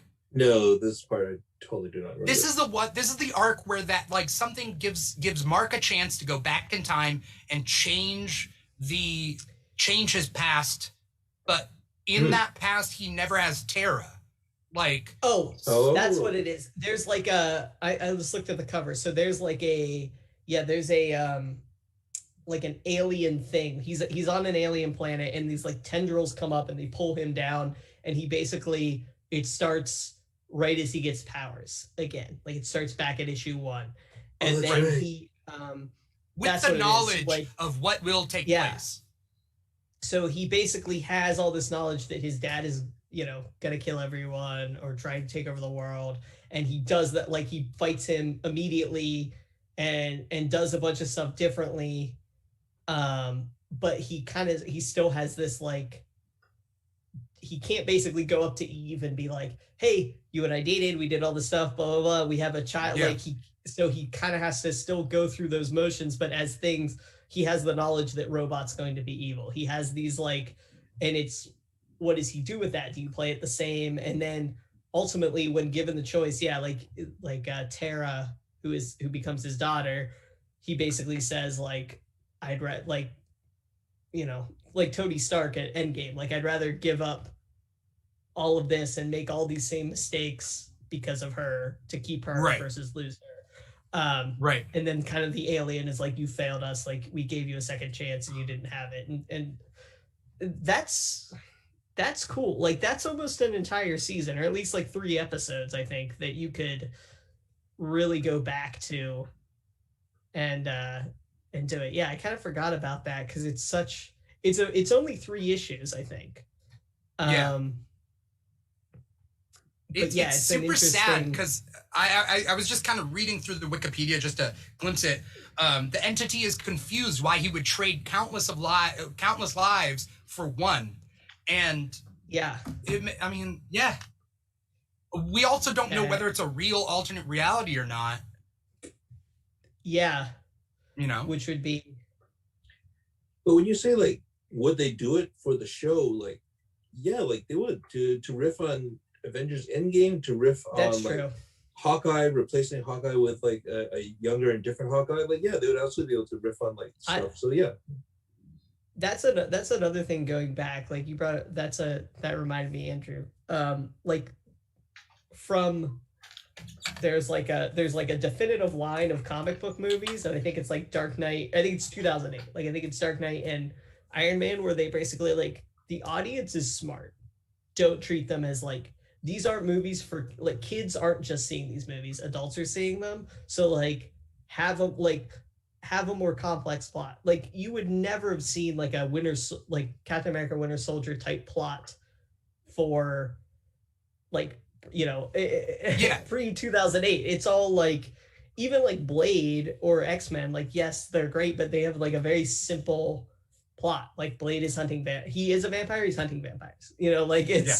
It's a very like, they don't really get more complex. Wait, X-Men's the same plot. They are mutants, they're hunting mutants. And also Blade 2 and X-Men 2 are the same.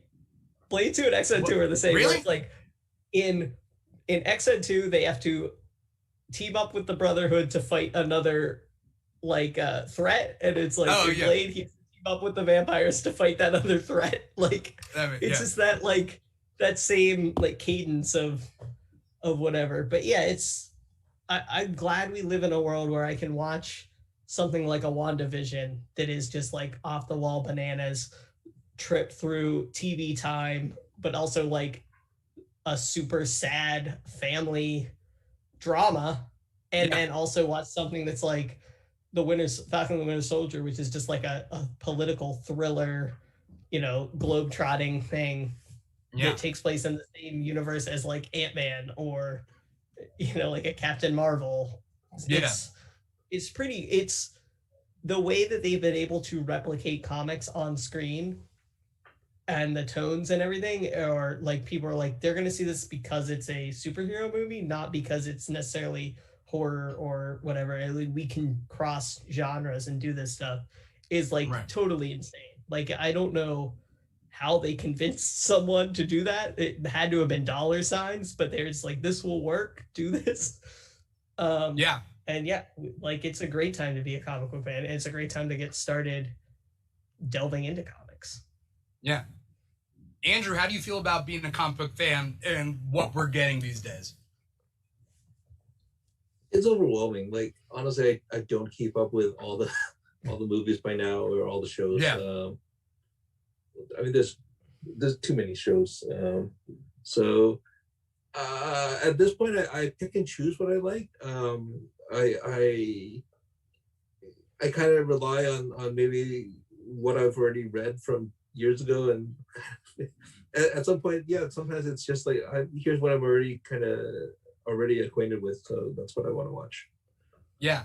I try to watch everything that I can, right? Like, that's me. My personal goal is like, keep up with everything. And there are things that I have to nowadays force myself to let go. And I what is very interesting is when I was a kid, when I even up to high school, I would have ate up like everything. Like, this is an embarrassment of riches, right? Yeah. Like, Yeah. I watched Mutant X. Do you guys remember the TV show Mutant X? I watched that. I watched Birds of Prey. Yeah, Like, because it was on Wednesdays, and that was the only superhero thing on at that time. So it was like, okay, but like now it's like The Flash, Batwoman, Stargirl, like just CW shows in general are mostly superhero things. Like, yeah, and like as a kid, I would never have imagined that. I ate up everything, animated series included. So what I've let go nowadays is like there are shows that I will never ever see. The Guardians of the Galaxy animated series that they had. Like, I will never watch. Like, I would have liked it when I was a kid, but I have learned to let it go because I'm watching some other stuff. There's the whole Hulk Agents of Smash. I would have loved when I was a kid. I can't watch it like that. I've let go. You know what I mean? Like, there's so many shows that, like, you know, Poop34 in the comments says he watched the Generation X pilot. You know, and it's like the Generation X pilot. Yeah, the Disney Marvel stuff is kind of meh. Yeah, the Disney Marvel animated series I don't watch. Like, I'm not interested in. But like when I was a kid, I would have eaten up everything that I could have gotten a hold of because that's where we were when we were younger. You know, and I get it. I get it. Again, an embarrassment of riches, and I've come to you know resign myself to that. Like, I get that we have way too much to watch. Yeah, like I can't watch CW anymore. Like, I gotta, like, I'll probably keep Stargirl for a little bit just because it's newer, but I just like fell off everything else because it's the same thing every season. Superman and Lois though. If I can say anything, Superman and Lois is good. It's good. I have no interest. I was like, I watched the pilot, or not the pilot, the like the trailers, and I was like, I don't care about their farm mortgage and their kids. I don't care. And that guy does not look like Superman. Watch episode 1. Watch episode 1. I think you'll be pleasantly surprised. Yeah, give it a shot. But yeah, like I just, you know, it was. I'd rather have too much to watch and not stuff, and have the quality of things that we do overall, versus going back to those days where it's like we might get one X-Men movie and that might be it, or we might get, you know, a couple more, and like this one's bad and it's going to be bad for 4 years because that's the only X-Men thing coming out until something else bad comes out. You know, it's so there's good and bad, but I am glad that all of that, without like the Disney Marvel stuff or even the DC stuff, we wouldn't be able to have things, these like fringe comics like Invincible and The Boys and Jupiter's Legacy be shows that are faithful to the comics in look and tone that we have. So I'm grateful for that.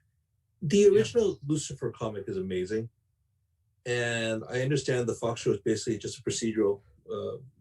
So, yeah. I heard it starts off as a procedural, and it continues. But I heard it does get into the mythos a little bit. That's just what I heard. Okay.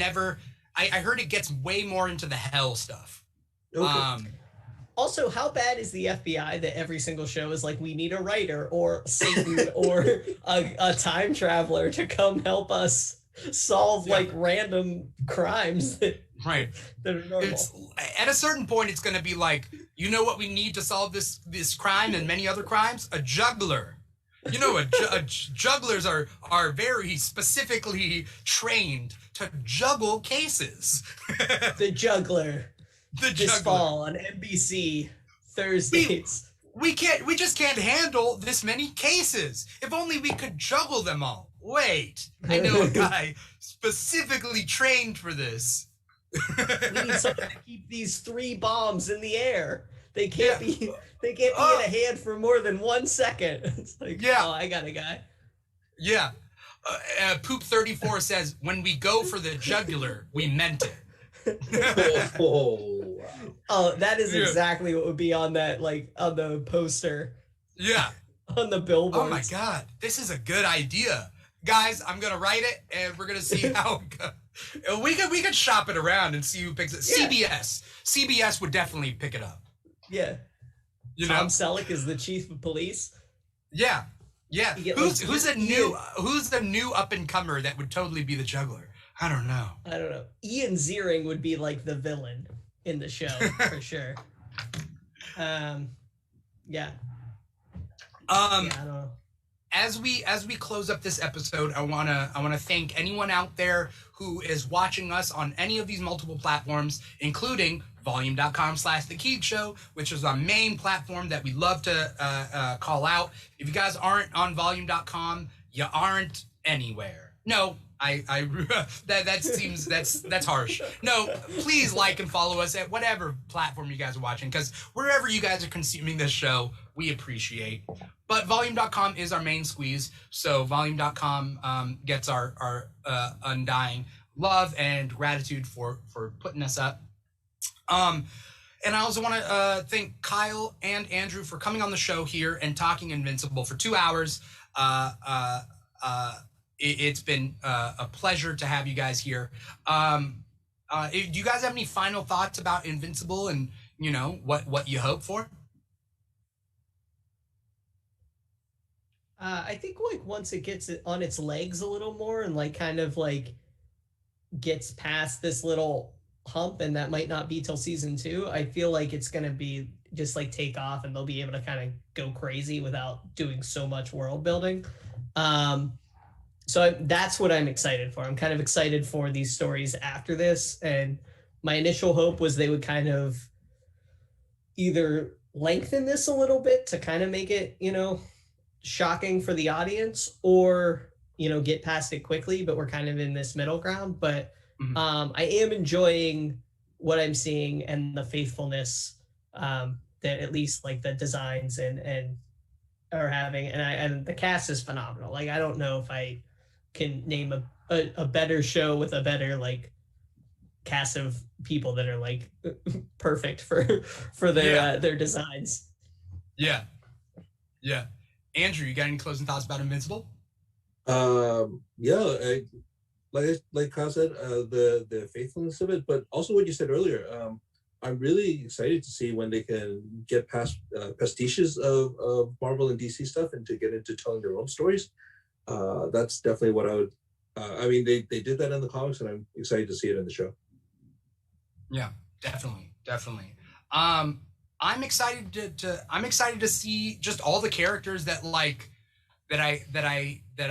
liked from the comics.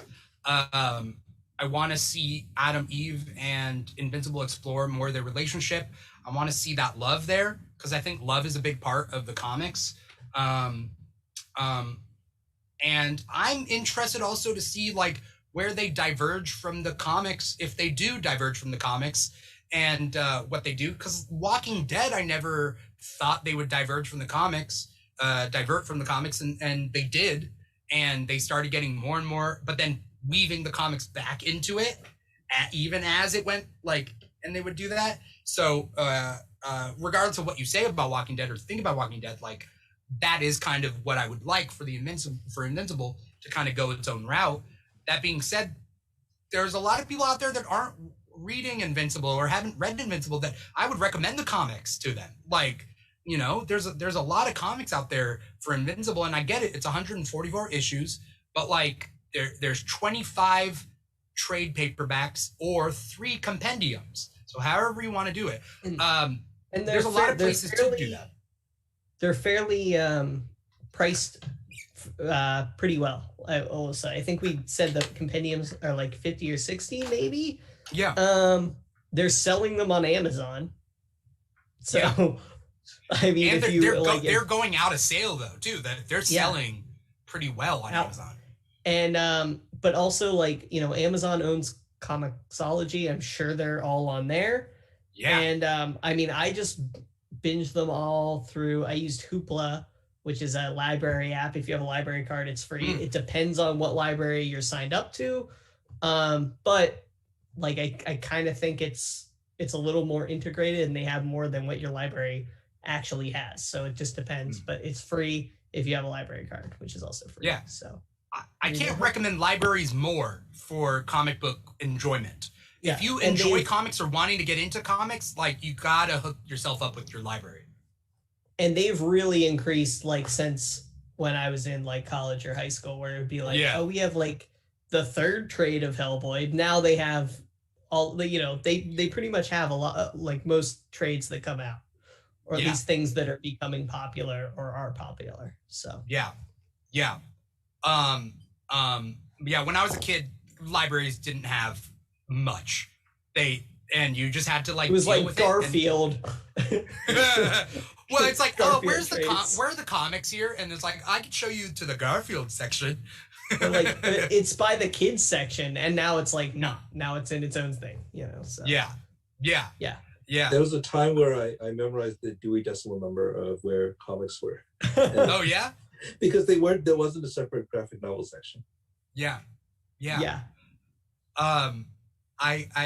It's come a lot, and I'm very thankful for that. I'm very thankful as an adult, as maybe one day I will have kids and they will be able to enjoy an actual like comic book pop, like in mainstream pop culture. It'll be nice. But as far as Invincible is concerned and reading those comics, like like go to your library, get Hoopla, like Kyle was saying. eBay has a lot of used comics that like I've been filling up my library with buying used comics. If you want to own them, like those individual trade paperbacks, like I would say on like Amazon.com, like would probably go for like $10, but you could probably get a bunch of those Invincible comics for like $10. You know what I mean? Like you can kind of figure it out and figure out what works well for you if you're just wanting to read it, comicsology and whatnot. But that's for any comics. I'd really recommend it. Thank you guys so much, Kyle, Andrew, for coming on the show, for dedicating some time to it. Kyle, what's your social media? Where can we find you? What do you got coming up? All that good stuff. Yeah, so you can find me at Kyle.SonFunny on on Twitter and Instagram, and like any other random platform, it's probably the same thing. Coming up, I mean, I do occasionally, I used to produce and co-host a podcast, but I moved across the country, so I'm only on occasionally, but it's rock solid. You can check that out if you like music and comedy. And yeah, I'm always just like posting stupid stuff and dumb opinions and talking about cereal and whatnot on Twitter. So if you want to come by and say hello, go ahead. All right. Sounds good. Andrew, where can we find you? You got anything coming up? I have nothing coming up, but I'm ARC315 on Twitter. All right. Sounds good. And I mean, I would love to have you guys on the show again. We do different topics every other week on the Keeg Live. I like to rotate my guests, but you guys have been awesome. And Kyle, and Andrew, I've had on previous episodes, and so like you guys already passed the test, like the entrance exam. You guys already passed that, so I would love to have you guys back on another episode. As far as the Keeg is concerned, we do the Keeg Live every other Saturday. This is our first episode back off of a couple months hiatus. I do not know what the next topic will be because it's 2 weeks from now, but I will make sure it's a good one with some really good guests. We also do a Falcon and Winter Soldier after show where we watch, everybody, watches the midnight drop once it does it, and then at 1 a.m. we do a late night after show talking about Falcon and Winter Soldier. We do a Friday night show called The Keeg Back where we shoot the shit with different guests and we kind of just hang out. And then we also have Comic Talk where we talk about the weekly releases of comics on Wednesday nights. We kind of have like 4 shows going on here on the Keeg, and with our creatorship with volume.com/the Keeg Show, that's where you could really check out all those shows. We also do Instagram live chats as well. That's on our Instagram live. So follow us on Instagram at the Keeg Show. Follow us at TikTok at the Keeg Show. All our social media is there in the bottom right-hand corner of the screen. You can find us here We got a lot that's happening and a lot that's coming up, and I'm always planning for bigger and bigger things. So is there a chance that we might go on a tour across a couple of different states and do live shows? Maybe. We're working on it. That's the plan. So thank you guys so much for watching this show. Thank you guys so much for being a part of it, Kyle and Andrew. Again, if you guys are out there, please follow them on their social media and be a part of this community. It's an awesome community to be a part of, whether it's being a comic fan or a Keeg fan or an Andrew or Kyle fan. You know, join us on this adventure. Once again, that is the end of the episode. I'm your host, Dimitri Pereira, and this has been the Keeg Live. Take care, y'all.